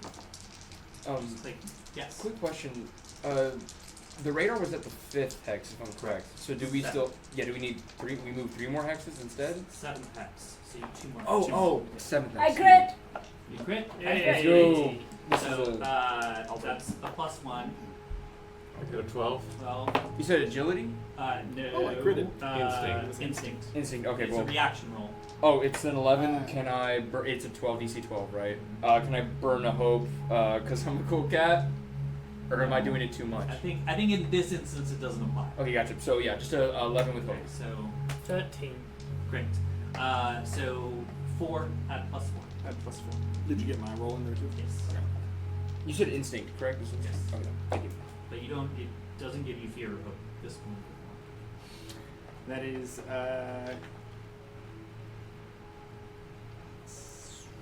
10 with hope.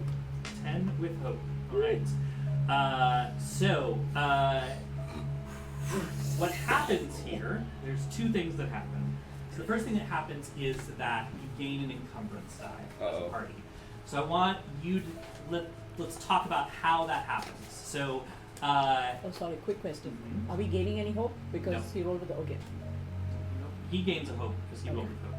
But otherwise, you are going to gain an encumbrance die. It's going to make your journey a little more difficult. So what happened that made things more challenging today as you start on your travels? We did gather a good bit of stuff from the place. I guess that could be one of the factors. I think also previously I was very confident in the fact that as I was leading people in a direction, I knew that people were behind me following me, and now I have to stop a little bit more to make sure that no one is veering off course as we're going. So it's taking a little bit more time. I like that. No one in particular. You're doing a head count like every 100 steps. Yeah. Like, So as you approach, as you leave this 5th hex, you can now see in the distance this data well.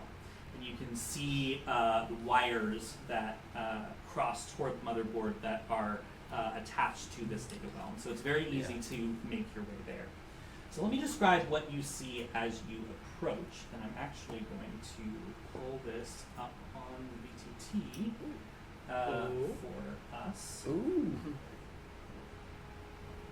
Oh. So, you all are over on the left-hand side of the screen. The six of you.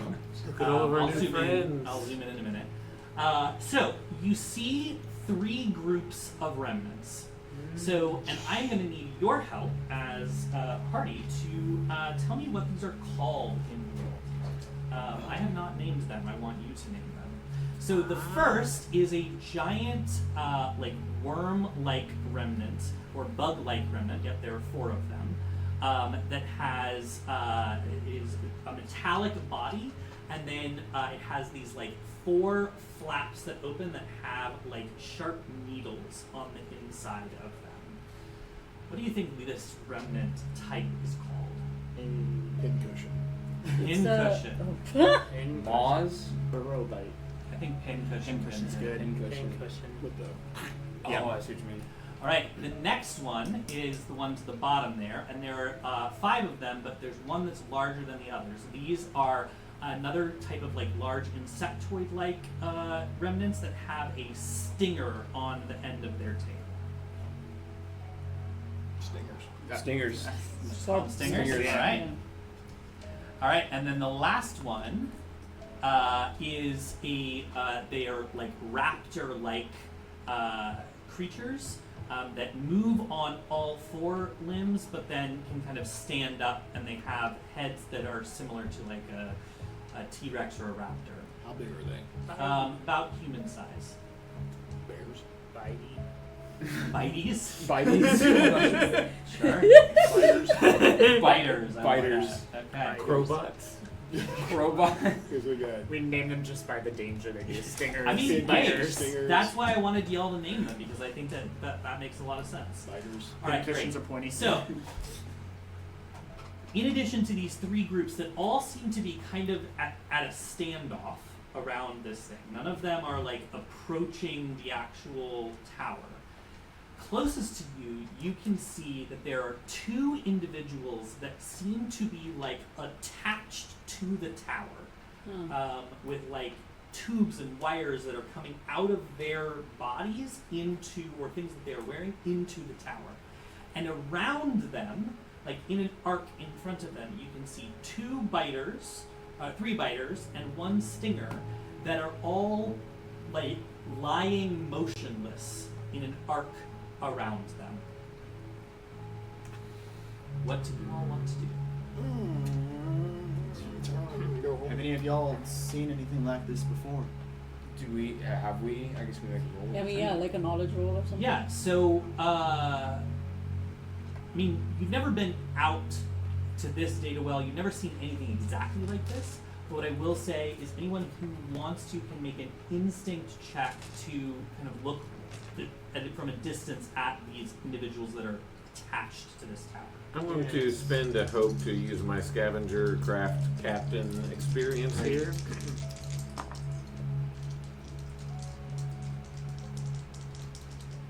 Uh, 10 with hope. 10 hope. Anybody else have good instincts? Oh, I'm going to. I have, yeah, like +1.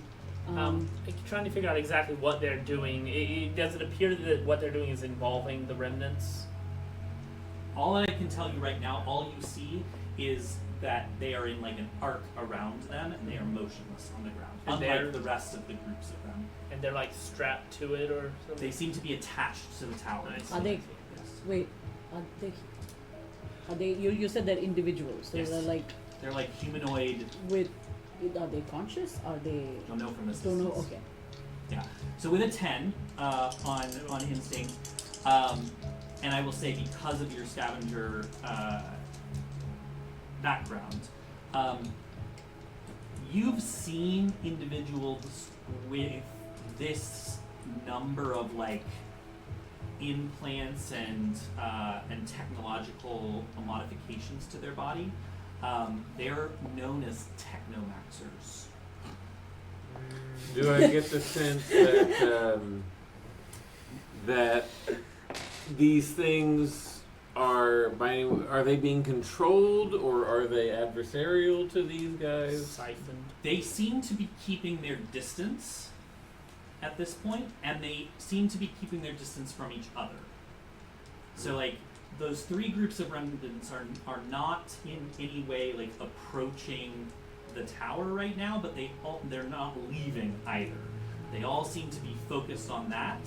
Like in a trance? Yeah. I don't know how happy we should be about this configuration, but it does seem to be keeping everything in sort of an uneasy balance for now. If I may, I would very much, if we can avoid their notice, perhaps like to examine the pin cushions a little bit closer.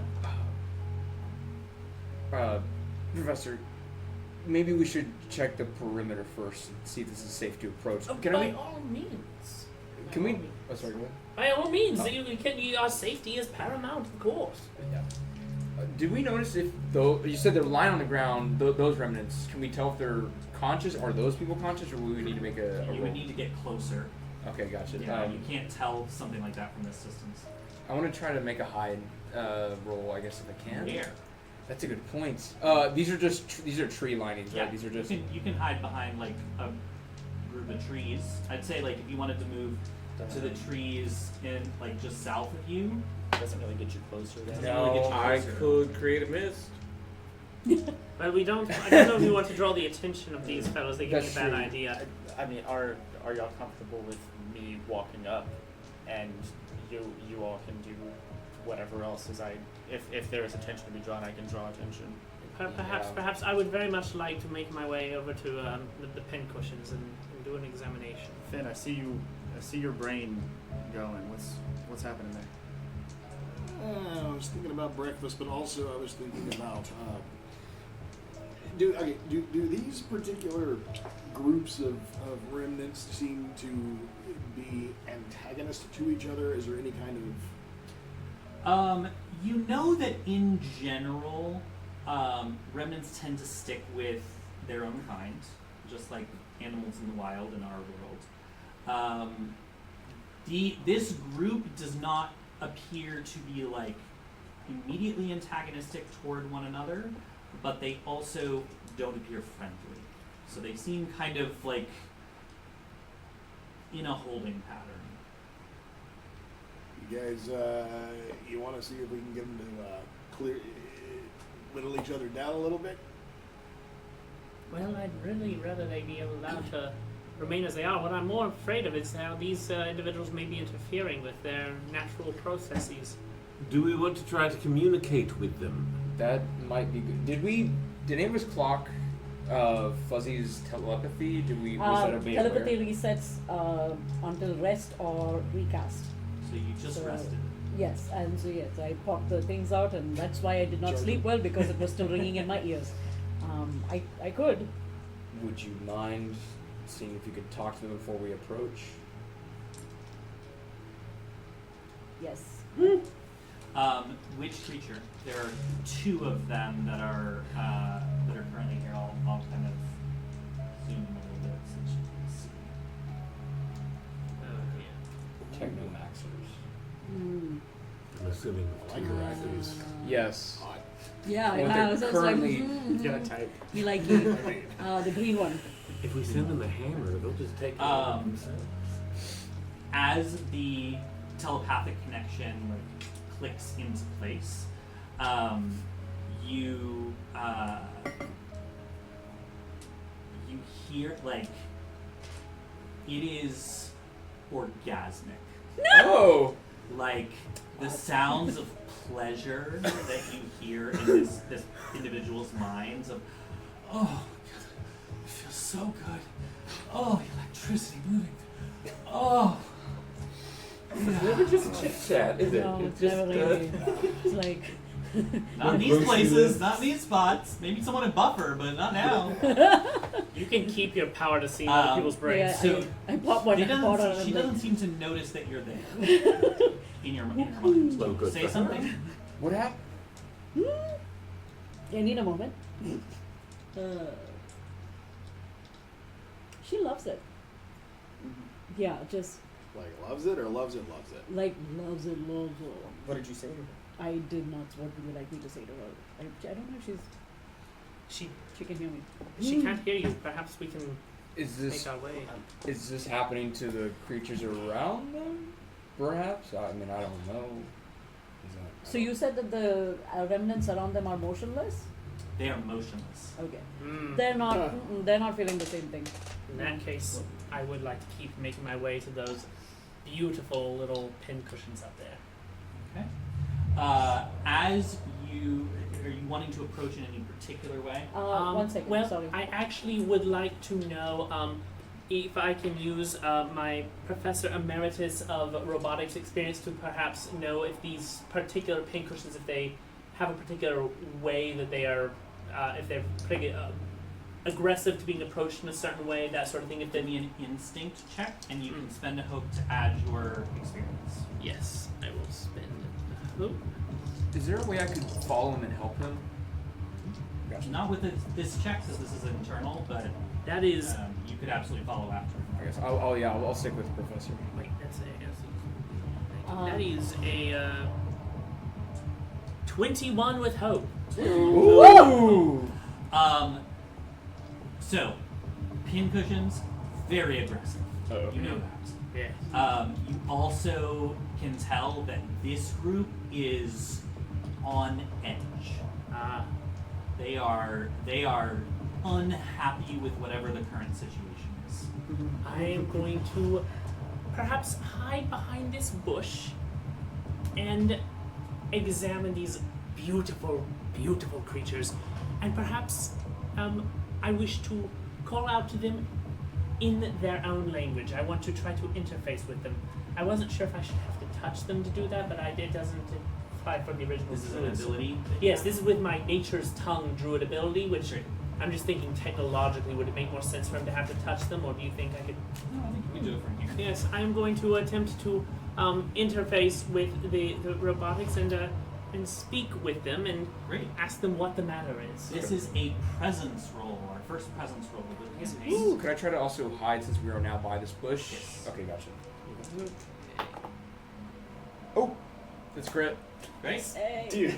You are well hidden behind the bush. And I am at I'm hope maxing right now.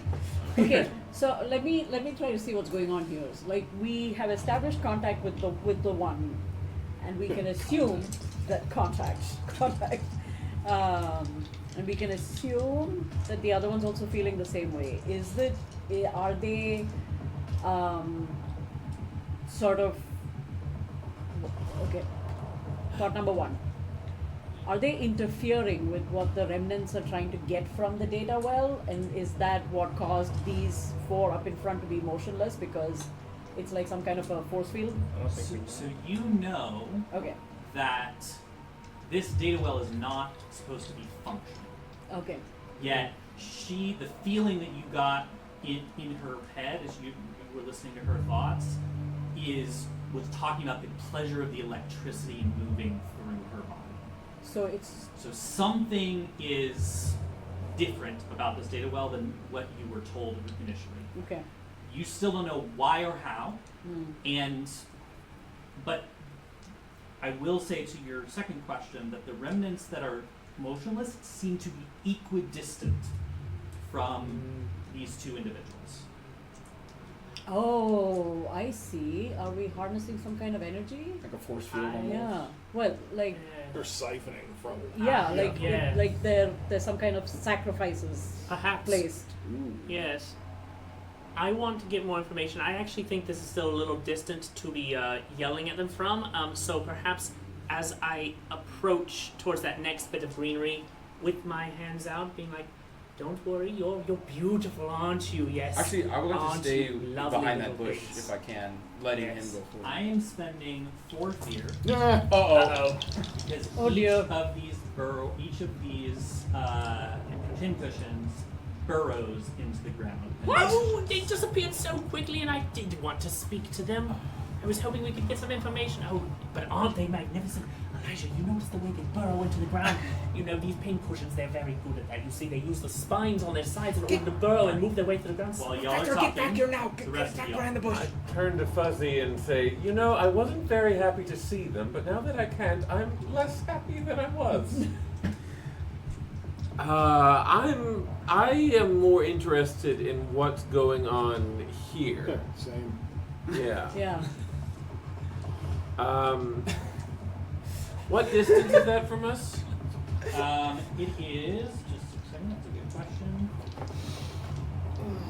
It is that's right. far range. Oh, and I had recast my shield, my armor spell.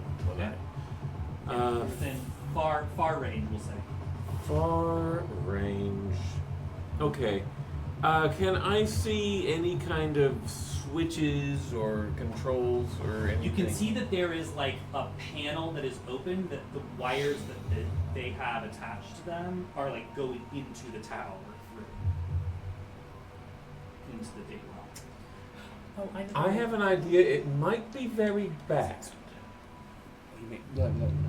I'll follow on your back if you need to go in there. I think I can do it from here. I'm not sure it's a good idea. I'm all for a good bad idea. I'm just going to randomly yank one of those cables using my magic hand. I can manifest a hand within far distance. We can't just talk to. That's a very good bad You idea. are not I'm here there. No. This is me just speaking Okay. out of character. Just yanking a regular, like any of the wires for it. Pull it. I'm right there. Can I do any kind of check to get a sense of from this distance. Not from this distance. So you want to just unplug them? Just yank a plug? Let's hold off on that. I'll just tap one of them on the shoulder and see what happens. Oh, you're approaching. Want to try the green one Which so we one? can see? Let's do the green one. She seemed like she was in a good mood. Okay, I am going to follow up behind him. great. So I think he's just saying where he is because he can. Oh, the tapping. the magic Apologies. hat. Yeah. So you feel that tap on the shoulder, and in you have telepathy still on? Yes. You hear in her mind, you hear her thoughts go, he was supposed to make sure that the field was on. And she begins to like stand up, and you watch as like she holds her fists, and you can see like she has something in her hands. That energy, like you can watch electricity like crackle along her and shoot up into the tower, and then all of a sudden around the base of the tower there is a whoop, and it comes and goes very quickly, but it ends right where those remnants are. On her side or on all The sides? whole The side. whole side. Okay. Oh, Okay. it's like a kill It is. field. EMP. I believe I was did too. I forget wouldn't to have make that. that presence roll earlier. Should I go ahead and make that presence roll now? On the same note, I don't. If this is metagame, let me know. I was trying to stick behind that bush before he walked up. I was like kind of coaxing him back, like get behind the bush, before they disappeared. Mm-hmm. That's fine. Gotcha. Thank you. What if I are there any spare plugs or wires just sticking out? Just any empty wires that somebody could just plug themselves into? I mean, you could. There are panels along the bottom, like the ones that they have plugged themselves into, that you could potentially access. Yes. You looking to Tech Max, bro? Tech maxing it right now. Is that what the kids are calling it these days? I'm going to go try to commune with these folks in a very specific and particular way. I'm going to take off walking toward the area where these two are engaged in technological ecstasy. Great. And Ecstasy. yeah, there it is. You get Checking it right now, about Professor. here, Okay. Tech maxing. and you can now see that these remnants are fried. Okay. They are dead. They are unfunctional. Yeah. As that happens, however,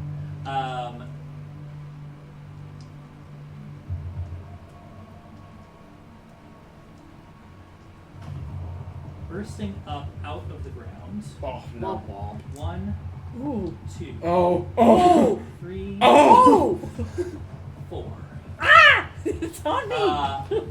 Oh. And I am going to spend 4 fear.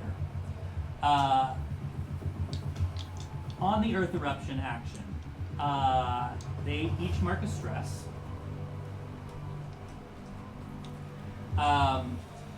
Everyone needs an agility reaction roll, please.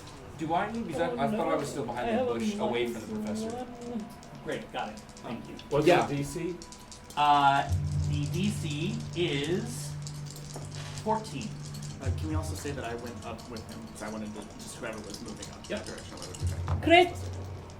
Nice. Nice. They're reaction rolls. You don't gain hope or anything from them. They're reaction rolls. So success is Yep. fine. Grit. 14. Success. Yep. 14 is the DC. Yes, I rolled a 14. Great. And Success. 14. Great. So That's none of good. you are knocked over. However, because I spent that fear, they are going to get their spit acid action. Oh. There was? So these Oh. are attack rolls against. This is going to be every one of you except Elijah. So we're going to go with the one next to the professor first. That is a nat 20. Oh. You take 5 plus 17 points of physical damage. Okay. And you must mark an armor slot without receiving its benefits. You can mark an additional armor slot to reduce it if you want, but you must mark at least one, not use its benefits. Alright, and if I mark an armor, then I can Reduce it by 1. Reduce the threshold by I 1. think I'm going to do that, and then I will take 2 points of HP. Great, so 2 points of HP and 2 armor usage. Yes. Alright, next is Fuzzy and Emerald. That is a 19 on the die. So that is a 22 to hit. You will both take, I rolled low damage, 3 points of physical damage, and you must both mark an armor slot without receiving its benefits. Last is going to be Finn and Clayton. That is a 21 to hit, and that is going to be really low on the damage. 2 points of physical damage, but you must both mark an armor slot without receiving its benefits. Could I use my Eye on Your Shield ability as a guardian to stand in the way of the damage? Absolutely, so you can take both of it. Nice. So you can take 4 points of damage. You'll still only mark the one slot though. That's pretty buddy. I got you. Alright, so yeah, no damage to you. Or armor slots to fit. Alright, the spotlight returns to y'all. What do you want to do? Yes. So this whole time, I was narrating a bit of a nature documentary. I was like, you see these spines as they dive on the ground. Those spines allow a great amount of nobility and agility on the ground, and then burst up. Oh, there they go! And it sprays his face like, oh, okay. You know what? Change of plan. They don't want to talk. They do not Do you want want to to go talk. ahead? No, I mean, did you have an action or? No. Okay. It's like, nope, I just did the thing. Fuzzy would like to do a power push. Alright. Ooh. What does that do? You were going to do the exact Yeah. same thing. Okay. Let's open the power push. And Make I a should spellcast mention that roll this against a last one target within. attacked the other remnants over here. Oh, But okay. go ahead. Oh, the poor guys. Make a spellcast roll against a target within melee range. On a success, they are knocked back to far range and take D10 plus 2 magic damage using your proficiency. Great. Roll for the attack, Oh please. Make a spellcast roll. Plus 8 and 9. So with hope, that's 17. Plus Do I your have spellcast plus ability. 2? Plus how much? Your spellcast ability is knowledge, so Is knowledge. So that's 19 with hope. 19 with hope. That hits. So remind me what happens. They are knocked back to far range, Okay. and they take D10 plus 2 magic damage using your. Yeah. roll the d10. So far range is I will here. find the D10. She is This one right here. here. Thank you. 9. Plus 2, 11. 11 points of damage. Yes, magic All right. damage. That is major damage for this one. So that's 2 HP. Oh, All that's right. right, because you have power push as well. Yes, I do. Can't use it now, but Okay. Spotlight, you roll with hope, so the spotlight is still yours. Okay. Sorry. Are you okay if I take Yeah, it? yeah, you spoke for Wait, if I roll with hope, I get to mark hope. Yes. you're Yes, correct. okay. So seeing this creature pop up in front of Clayton, he reaches his arms to the side and pushes his arms down through the holsters that become gauntlets around his arms. Whoa. He has a silver gauntlet and a hot pink one on his other arm. And he is going to try to use a forceful push ability Okay. to push this pin cushion into that force field. That's Into awesome. force field. Great. Go ahead and I have to make a primary attack first, which is a They do look like pin cushion. Right? 18 plus 2, I like it. 20 to They're hit. like strange 20 to organs. hit. Or like a Okay. Demogorgon. Yeah. Organs. Roll to hit. That is a D12 plus 10. I have a 12. Oh, duh. I was like, where's my D12? and that was with hope or fear. That was with hope. Great. Okay, hope. Thank you. That is 9 damage plus I'm spending that hope for the forceful push, which adds an additional D6, and I knock them back to close range. Okay. So an additional 2 damage, and They go to close range. they do, and I'm going to spend that hope that I received as well to make them vulnerable. Amazing. All right, so this guy is vulnerable. That means he has advantage on attacks against it. And I'm sorry, what was the damage total? That was 8 plus 2 plus 2 is 12 damage. Great, that is major damage. All right. does anything happen for it being pushed? So the force field is not consistent. Like you watched her like activate it, but at least as of right now, it's fine. I see. Gotcha. Can we zoom out? Yes. So that one, that fuzzy hit earlier, how far is that from me? Let's see. This one is within far range from you. And how far can you travel on an agility roll? You can move. You can close that distance if you roll an agility roll.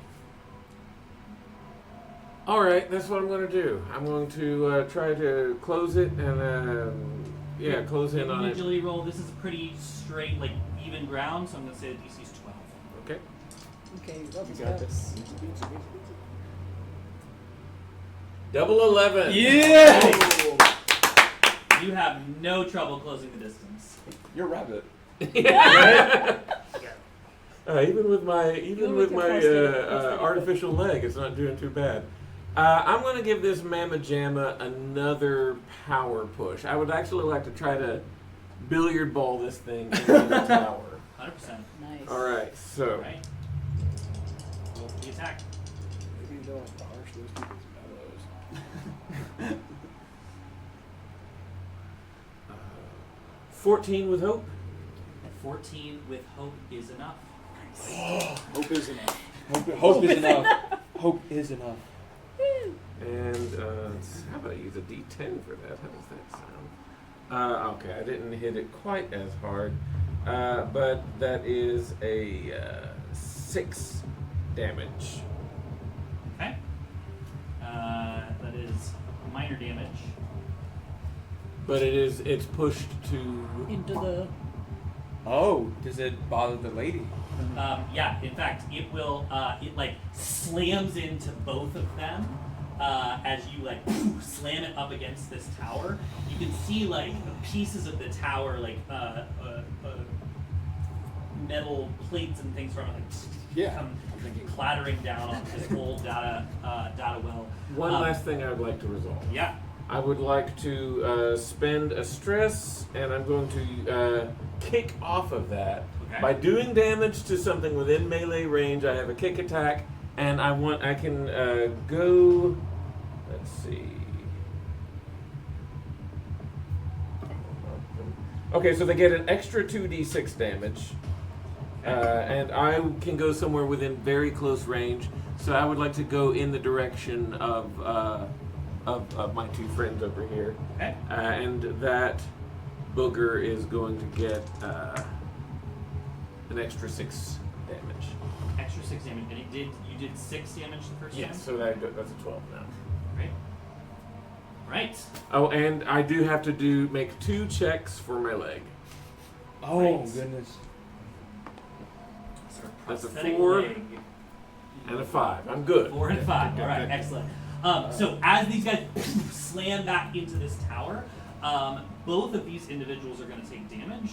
So let me roll. Great. I'm going to spend a fear. This thing. Yeah.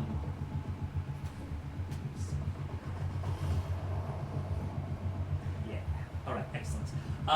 Both of them are going to take. Where is it? 22 points of damage. As the other one that you are not telepathically linked with does the same action and sends a force field out. Because of they both take severe damage,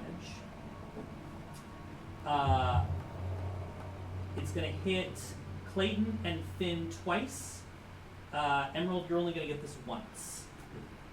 So, Clayton and Finn, you both take 7 points of physical damage as the blood from these, or the acidic oil that runs inside these creatures sprays everywhere. This area, which I will now draw, is now covered in acidic liquid. So we will say that it is right about there. They are gushers. My goodness. Is it too late to rename them? Good word. So this Pin entire gushers. Pin gushers. That's not bad, actually. is now acidic Oh. terrain. Eee. Okay. And if you move through this area or start your turn in it, or take an action in it rather, you will take damage. Oh goodness. So that gets everybody involved too. That's including- physical damage. I assume. Correct, yes. Emerald, you only take 6 points of damage, they take 7. Because I rolled shitty about it. Got it. Threshold. If it hits the threshold, it goes up to the next. Yeah. Okay. Alright, that is my spotlight. Spotlight comes back to y'all. Oh, I would like to. Okay, I have a couple things I want to try to do, and I do have questions about. So, how many?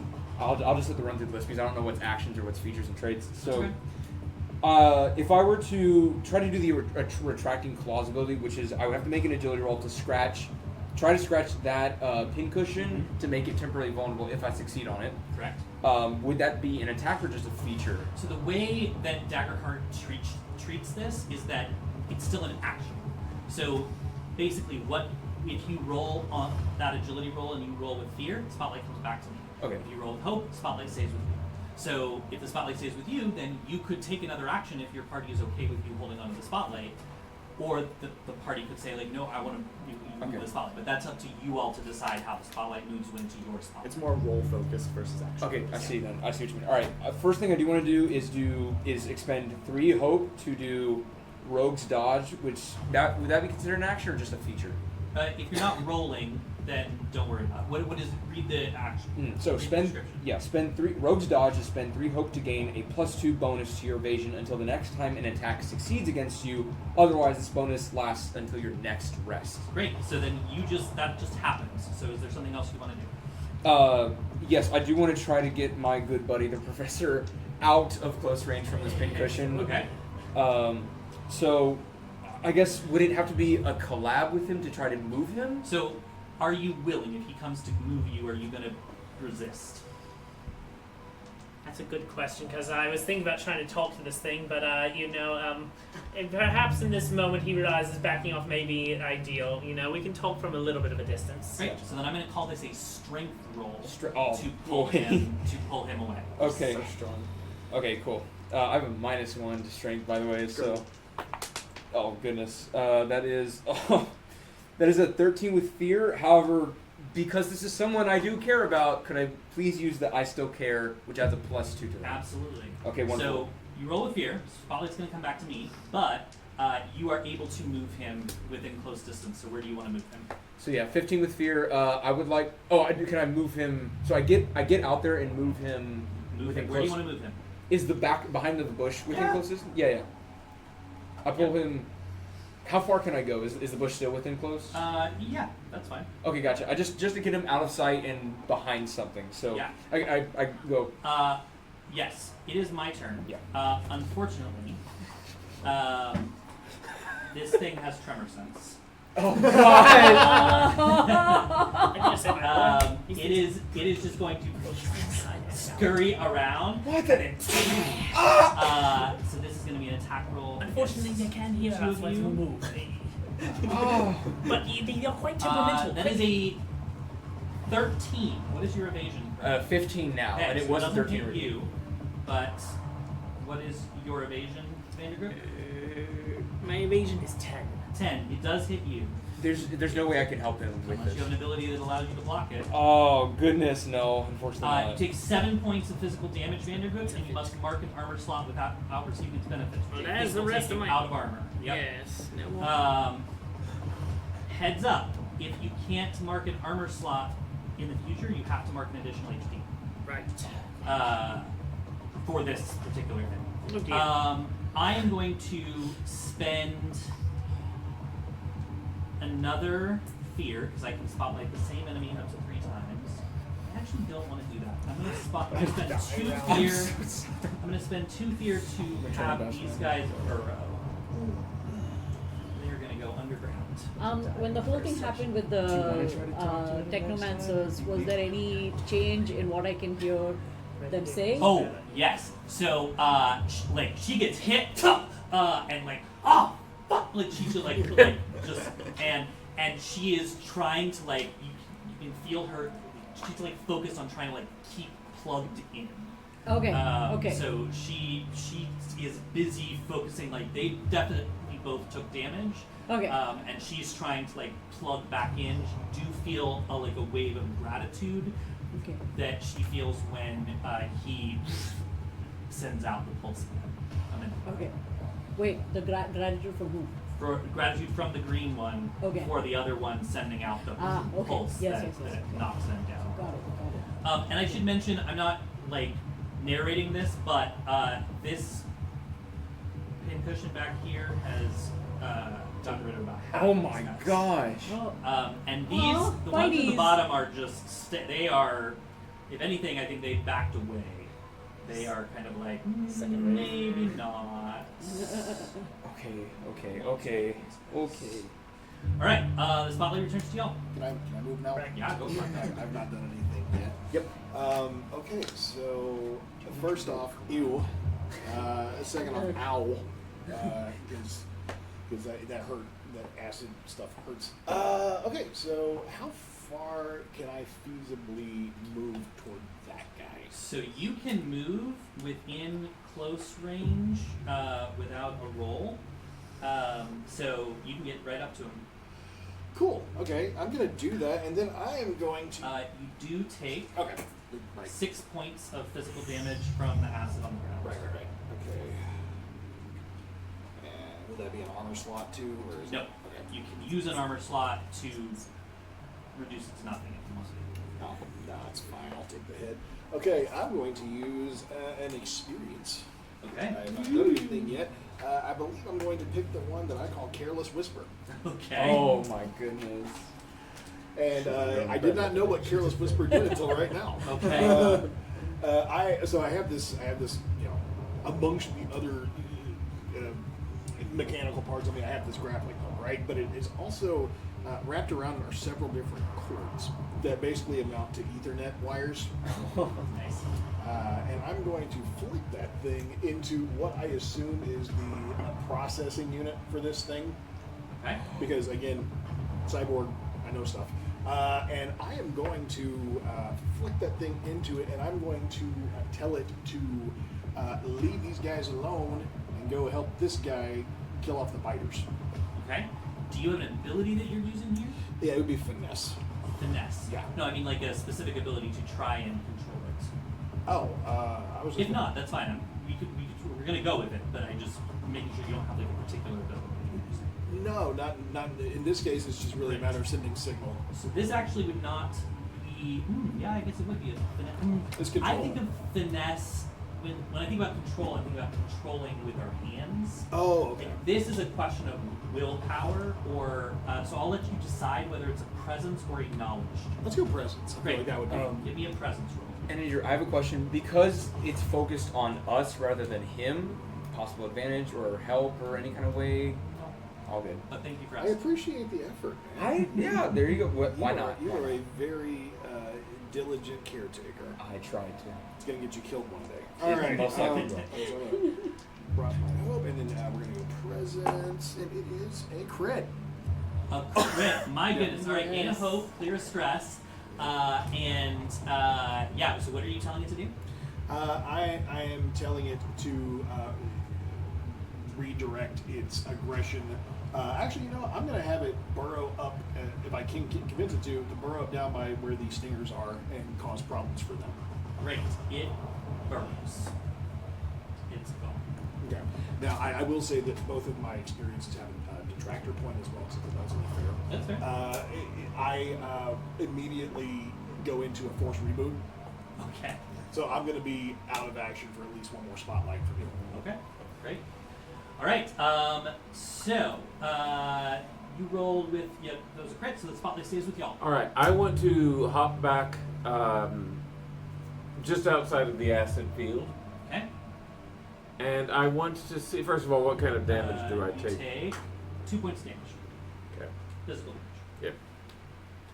And now that I'm closer, I would like to see, particularly when she was being so fussy with her cables a minute ago, which one was she particularly fussy with? Ooh.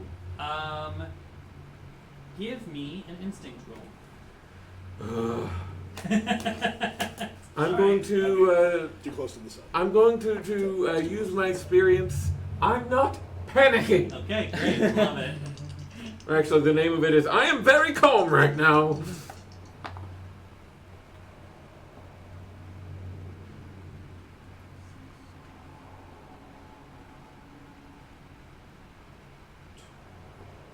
Uh, 17 with fear. 17 fear. I will take the fear, but you can easily spot the one that she was the most concerned with.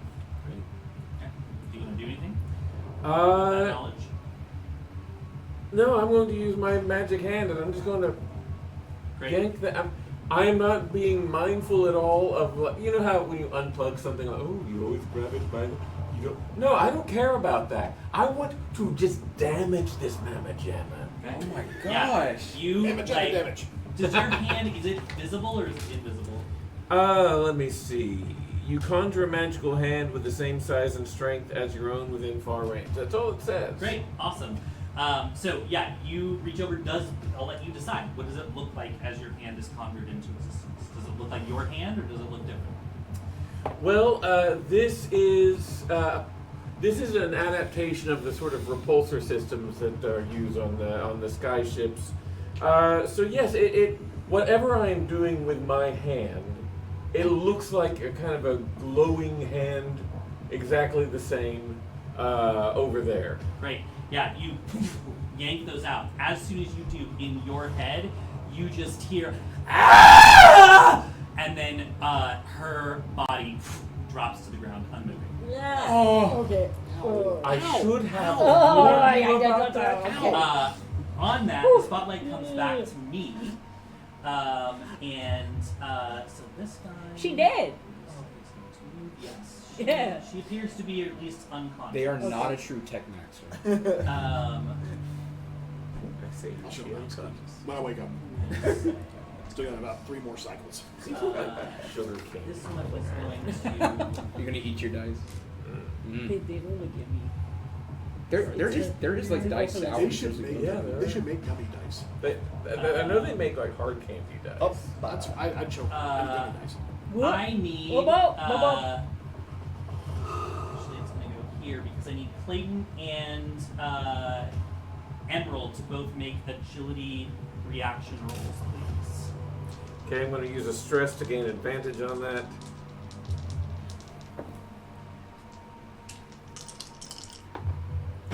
Reaction roll. Mm-hmm. Okay. What'd you roll? 17 with fear. Or 17. 25. Yeah, you're both fine. I'm going to spend a hope, and Emerald it's going to attack you with its claws. Ooh, this may not hit you. 11. I think it's the cover. 11 does not hit. Okay. Hey! Yeah, you It's like, covered up. but you are focused on your hand and manage to like duck out of the way. All right, the spotlight returns to y'all. What? Okay. What do we need to accomplish right now? You have Yes, thing. Yeah. so I can do an ice spike. Okay.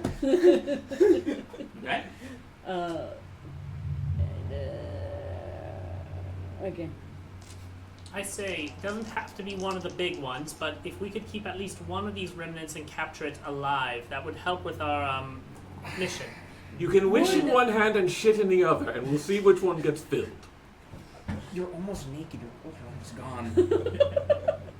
Okay. All right, which one are you ice spiking? The one What next the to the. yeah? So like, what range am I at from the one that's You right there near are to that? currently in close range. So you can hit it with the spike. Okay.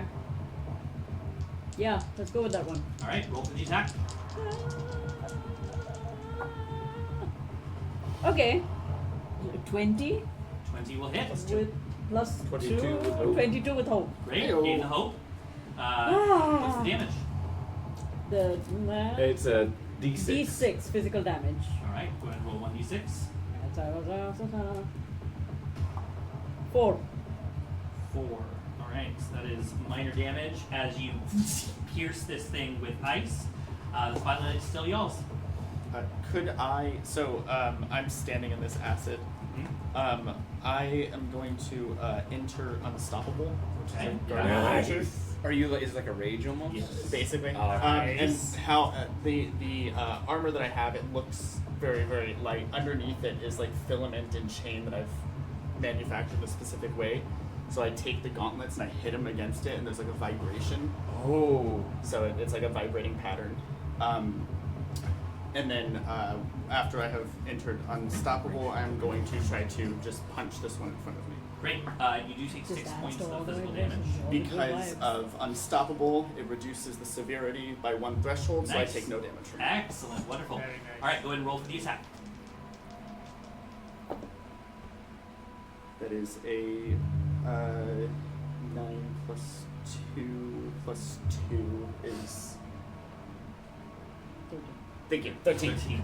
What are you doing? You're punching this thing? Yes, I'm trying to punch it. Even with the gauntlets, it slams into the side of this thing, and it is like hitting. I mean, it's hitting solid steel. No damage. Got it. No hit. I after I punch it, I see that this piece of my gauntlet doesn't move, and I kind of hit it a couple times and Great. looked at everyone else. Because you missed, threshold comes to me, or not threshold. The spotlight comes to me, and it's going to turn around and attack you with its claws. I should have said my roll was with fear. With fear, great. Yeah. I will also So- take the fear. That is a 15 to hit. A 15 definitely hits. Okay, great. So this is going to be claws. So that's the wrong die. 13 points of physical damage. Okay, so that's As the major claws with through you. That's Okay. minor damage for me. Yes. I will also. Is this taking the armor as well or no? No, Okay. this is just claws. Cool. Then yeah, Mhm. I'll take the HP. All right, spotlight y'all. I want to do another billiard ball attack. That worked so well last time. All right. Same one. Same one. Okay. So I'm going to spend my token to add 1 to the roll.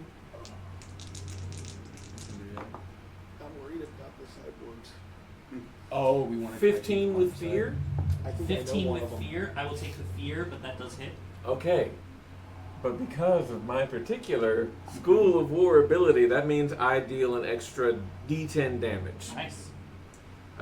Which ones are I have something I want to try to do. so? I want to try to pull that out. Where'd my other D10 go? You want to borrow mine? No, here it Oh, is. you want the green one? It's a little too late for the other guy. I think. Maybe I can Do we scrap it know for parts. what's happening on the other side? Are the other biteys gone too? I will say that, like, yes, this one is still in combat with these guys over here. It's Okay. keeping busy. And the other one. Okay, so it takes 10 magic damage. 10 points of magic damage. Okay, that is major damage for it.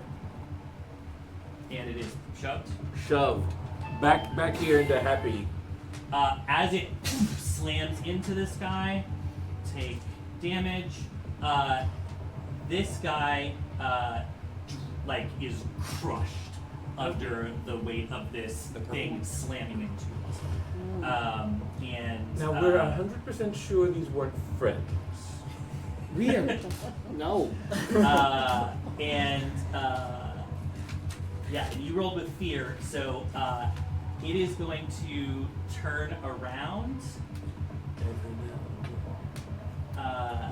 move this way a little bit, and then Clayton and Emerald, I need you both. Oh no, this is an attack roll against both of you. That is a 19, which will hit both of you.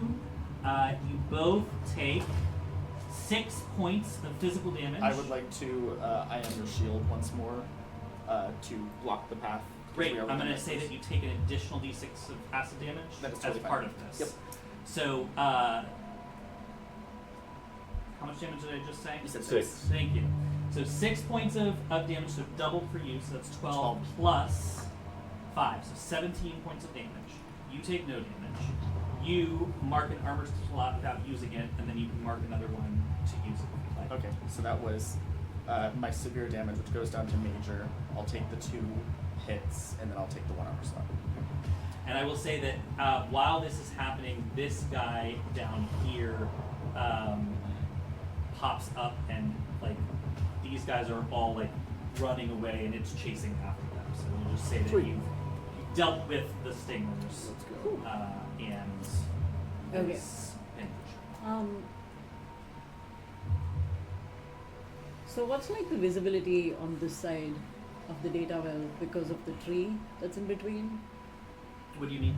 Am I able to, if I were to go all the way there, would I be able to see what was happening while also being hidden by that shrubbery? Yes, but you're probably not going to be able to get there in one go. I'm No. definitely going to make you roll for it. Okay. Yeah, so if you want to roll, you can absolutely make the attempt. Give me an agility roll. You're moving a good distance, so I'm going to say the DC here is 15. That's an 11 minus 1. That's a 10 with fear. 10 with fear, great. I'll take the fear, and I will say that what happens is you go running and slide into this acidic area. So you take 2 points of physical damage, and you are now prone, which means you are vulnerable until you act again. But it is my turn. So this guy is going to. Wait, so I mark 1 HP? Yeah, You because mark- it was yeah. yes. This guy is going to jump at you. He gets advantage since you are. Fuck. And I'm gonna spend. Yeah, no, that's right. Ooh, that is a nat 20. Oh my gosh. You take. I am blocking that. Hey, y'all been critting a lot tonight. That's true. Ooh, but that is bad damage. Wait, who's attacking whom? The Is that attacking creature me? that you kicked jumped over and is attacking D12 20. No. Okay. I'm going to say not this time. What is? I spent, it's my hope feature. I'm spending 3 hope. They have to re-roll that attack. Oh. Wait, this is like a portent roll, almost like where you make somebody switch their Yeah. That is a 16. Oh. It's At not a least it crit. doesn't double. That's good. That's good. And I rolled way lower on damage. There you go. So you only take 5 points of physical damage instead of what would have been 24 points Oh my God. of physical damage. Good lord. Wait, is that even on my chart? So like, wait, It would is have it been still- severe. 24 is It would have double been- her severe. Yes. Oh, well, we're not using Yeah. that Yeah, rule, I know. so Well- you wouldn't take 4 HP, but you'd take 3. Wait a But minute. you only take, yeah. Actually, wait. You said it was only 5 damage, right? Yeah. Yeah, so she's Five- taking one. that's take one. one. Okay. Unless you want to spend an armor to reduce it to 0. Wait, but isn't her threshold 6, so you wouldn't take anything? No. Threshold is to move from minor to major. Oh, okay. Any amount of damage is going to be minor damage. It's Yeah. only the first threshold is to go from 1 HP to 2 Okay, HP. that and then if you expend an armor, you can reduce it completely. Oh, I see. Yeah, yeah, yeah. It reduces it by 1 I threshold. mean, I only have 2 armor, so. All right, that is its Take turn. the HP. Spotlight comes back to Okay, y'all. I wanted. Do you want to go? Do you want to say something? Oh first? yes, real quick. I would like to take a small little medical device and inject myself and quickly use my regeneration on myself, if I may. Great. And that spends 3 hope, and I may clear 1d4 hit points Great. to Roll a d4 for me. yes, may I borrow you a d4? Yes, go ahead. Yes. Alright, it's hope. It's hope. Alright, that's a 1. That's Okay. So only you clear 1. 1 hit point. I record 1 hit point, but at least Yeah, by the way. that's 1 more. Spotlight is still y'all's. Yes. Okay. My boy, we must get moving. We must do something. Yeah. Okay. So the pincushion is still up, correct? Mm-hmm. Okay. I want to try to attack it, but I have to get in melee range. How far is that? Roll. This is an agility roll. An agility roll. Okay. And be mindful that the ground there is acidic. That's I understand. That's, Okay, great. So give me an agility roll. Idea. Hold on. oh wait, we may have Hold a on. collab here. There could be Idea. a drone. What if you ride me? And to see that, you need to subscribe to the Patreon. This is where the We've paywall got 2 comes out, text maxers who want to get in on this! You want? I will say, yeah. I looked at her. She was like, "All right, I'm gonna do something real quick. I'm gonna go help our friends. I will be right back." Huh? Right. So, would you prefer a gazelle or a wolf? On This top is of not me? the time for a personality test. This is not what this is. I'll make you decide real quick. Gazelle, Right. gazelle. All right, a gazelle. Or you know what? We're going to go with a goat. Goat seems very fitting. I'm going to do a very large goat. Yes. So he will pull out another little robot, and this robot with nanobiotics. It's like a little square, and it unfolds and turns into another robot, similar to the spider one. He quickly pushes a button, goes limp, falls to the ground, and the goat's like, "Ride me!" Can I push his body, like saddle his body onto the back of the goat while we do this too? Ride me! I'm gonna say no. The No, goat just can leave it take there. one person. So One it's either passenger. His body or your body. I'll just get on the goat. It's like, are you sure? Just ride me! Okay. I like on the like saddle. I'm holding the horns like a chopper motorcycle. And his goat's gonna run into battle. Great. So I'm gonna say that because you're riding it, I need an agility check from you. Right. Is there? Can I help in any way? I Because think I'm. you being on it actually gives him disadvantage. Oh no! Right. Maybe I can do a reaction roll. They said agility though. I gain an agility for being a goat. Great. What melee That's a new agility? What does that sentence. mean? I don't So know. go ahead and Oh. roll an agility check. I gain advantage on sprint. Great. So then it's just a flat roll. All right. So it's just an agility check. No advantage. No Agility disadvantage. with 1 extra agility added. Yes. All right. That is a 16, 17 with hope. Make it. Take the hope. Yes. And you will take 1 point of physical damage from the acid. You okay? All right. Wait. What are you doing? Okay, Tom? I would like to attack it with my cat's claws. All right. Roll for the attack. Okay. All right, cool. This is a D. Oh yeah. That is a 14. 14 with hope. But would that be my finesse? So plus. Finesse. Yes. Sorry. Yeah. So it's a 16 with hope. That hits. Okay, wonderful. Take the hope. So yeah, cool, wonderful. Thank you so much. Oh gosh, I'm so overwhelmed. I would like to do. All right, so it's a D12 plus 1 physical. Yeah, I think that's it. Yeah, I don't think there's anything else I can do to add to that. Yep. Just the D12 plus 1. Give me a D12 roll. Question. Yeah.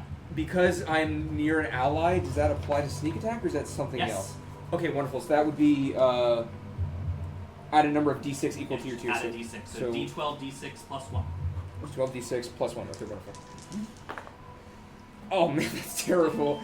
It's a 3, so a 4 total damage. Alright, takes minor damage. Yeah, you slice into this thing. You can see that this thing is starting to, like, it's been badly injured, and it is going to spend a fear, and it is going to burrow and disappear. In fact, at this point, these guys are all gone, and this one has burrowed and has disappeared. There is a moment as this one, like, into the ground. There is a moment of stillness across this area. They're all gone. We need to I act would like to quickly. climb a tree. Can I run over and check on Finn? I saw he wasn't moving for a while. Yeah. Oh, I'm good now. I've been just kind of waiting. Didn't do anything. Okay. But yeah, I'm good. Thanks for checking on me. Cool. I would like to briefly. I'm going to, as this is all settling down, I'm going to walk myself through this muck and oil process. And 4 points of physical damage. can do. And I'm going to go check on the green lady. At which point, do these have characters assigned to them? What do you mean? Do you already have built-in NPCs here? Are you asking if you can recognize one of them? Yeah. Yeah, sure. So she's beat up pretty bad, right? From the pin cushion getting slammed into her and the She seems to be immobile. okay. You're not sure if she's dead or not. Yeah. Until you get close. And purple guy is meat at this point. They both look in very bad shape. Cool. Is the acid affecting them too? Yeah. Alright. Yeah, it's starting to, like, eat into their bodies. Okay. I'm going to pick up the green woman very carefully, and I'm going to walk over to Captain Emerald Skincare. And I'm going to put her down in front of him, and I'm going to say, "You better have some good fucking product. That's my wife you just nearly killed." Oh! Uh-oh. Well, as calmly as I do anything, I'm going to take out my. First of all, can I do an instinct to get a sense of if this is genuine or? Sure.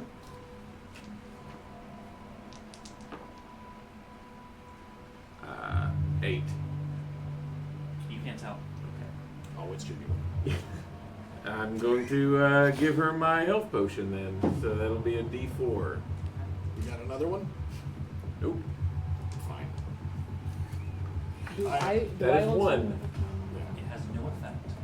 Do you still have those your injectors? I used the one. Have another tomorrow. I want to look at Clayton and kind of say, do you want to grab the other one while we still can?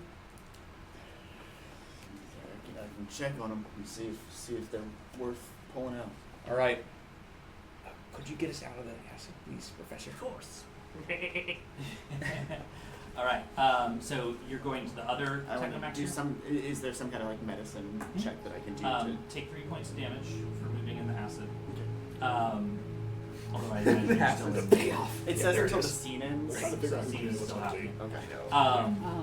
Is it Yeah. Those of you- us in the acid move out? Yeah, you I can. recognize the. Yeah, if you basically when you move, you're gonna take damage, so Yeah. you can I take can- 1 point of damage to move out. I can stay in Okay. the acid and grab things as they need. Professor, you already took damage. Clayton, you're good. You're One, going to grab. 1 point of damage is still. Yeah, so you can grab this guy and pull him out. So both of these individuals are deceased. They are covered. I mean, just covered in technological implants. There's still skin that you can see, but it's definitely in the minority. To the point that like you can see like that they have like inserted like things into their ears, into their eye sockets, up their noses. I mean, truly like anywhere that there is possible technology that could go, it is gone. Both of them have in their hands these like green crystals that are broken, that they were holding on to. You can also tell that the tower is defunct currently. There's no electricity running through the tower. There's no power running through the data well. It seems to be just as defunct as you were a little led to believe it was. Something about them being hooked up to it changed that. Cool. Would it be possible to get one of these defunct remnants out of the goo and perhaps reboot it, albeit restrained? There's no way to reboot it. That's They right. are, but you can scavenge it. No. So anyone that wants to can roll a scrap check. Do you come out of your goat form? Yeah, might as well just do it as a goat. I can just grab as a goat. I can Everyone do it that as a wants goat. to can roll 3d6, 3d8, and 2d10. Make sure you know what numbers are which, because I'm gonna 3d6, 3d10, and 3d6, 3d8, 2d10. 2d10. Okay. Do we take damage to the acid? Is there moving in it? No. I'll say that the acid's something down at this point. 3d6. Okay, wait. I was planning not to, but Okay, so give me 3 individual d6 rolls. I need each of the individual numbers. 3 d8 rolls, each of the individual numbers, and then 2 d10 rolls. And I'll ask for you to give me to them one at a time. I'm gonna give you all these tables. I think moving forward, so that you Yeah, can go just ahead. roll them. 1, 2, and 5. Now. Actually, you know what? Hold on. Do this. I need my d8. This is So D8. here's This is what you D8. roll, y'all. So when you roll your d6s, what you roll is it tells you what you get. So if you roll a 1, you get a gear, etc. So roll those and write down what you get. Yes. Can I ask you a question? Yeah. Debating if I want to scrap or something. I have experience trying to pull someone from the edge of death Yeah. Huh? Like- Yeah. using remnant, like grafting. Okay. Do I know if these knowing this information, do I know if these individuals are too far gone to attempt something like that? I know it's a long lost cause. So here's what I think we'll do. Okay.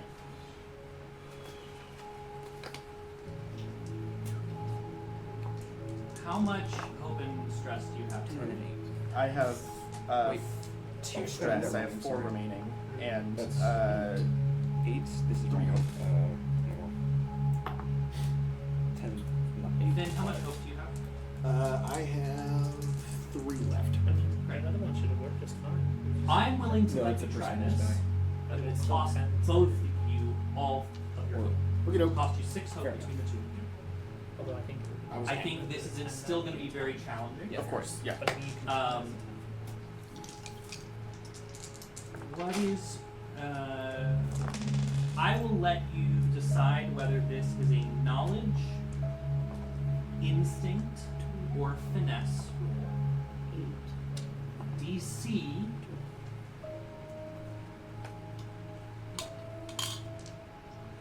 It's 18. Okay. And no one else can help them, right? It's only 2 people. I'm going to. And I actually, you know what? I'm going to say the DC is 20, but you get advantage because you're working with him. Okay. I am going to use knowledge from my previous experience. Great. can we see that scrap chart, please? Yes.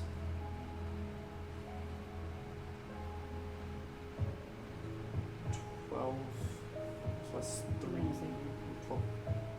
2 crystals. Plus- I was thinking nothing full of 2 on the scrap. So the numbers we rolled. You said 20, so it's 12 plus 2 is 14, plus 5 is 19, plus my 1 is 20. Beats it, beats it. Oh, yes. So you spend some time over what's her name? Delia. You spend some time over Delia's body, and because she is a technomancer, you are able to deal with her body in a way you wouldn't if it was all organic. I'm almost disregarding the humanity of it just to As you bring do, it as back you do. into existence. She like comes back into consciousness, but is still out of it. She's still unconscious, but she's alive. I breathe in a ragged breath, and I look at her. Hey, Delia. It's been a while. At which point, she looks at me and smiles and grabs me by the throat. All right, so that's where we'll pause for tonight. Oh! We will say Thank for you. the sake I of got you. time. We will say for the sake of time that you do eventually make your way back to Buffer. I'm gonna have to get better at balancing time a little better. So real quick, did everyone get your scrap? I have a question. Uh, What happens if why So if why you does rolled why if some you num- rolled a 2, Yes. you would still get aluminum. Okay. So basically, you have to roll the number or higher to get that thing. So a 3 or a 4 would get you copper. A 5 would get you cobalt. 6 will get you silver. 7 gets you platinum. 8 does that make sense? Yes. So And I I'm get passing on the scrap one to aluminum focus on and that. Yeah, what about the what about Yep, the D10? so components are here. So 1 or a 2 is a fuse. 3, 4, or 5 is a circuit. 6 or 7 is a disc.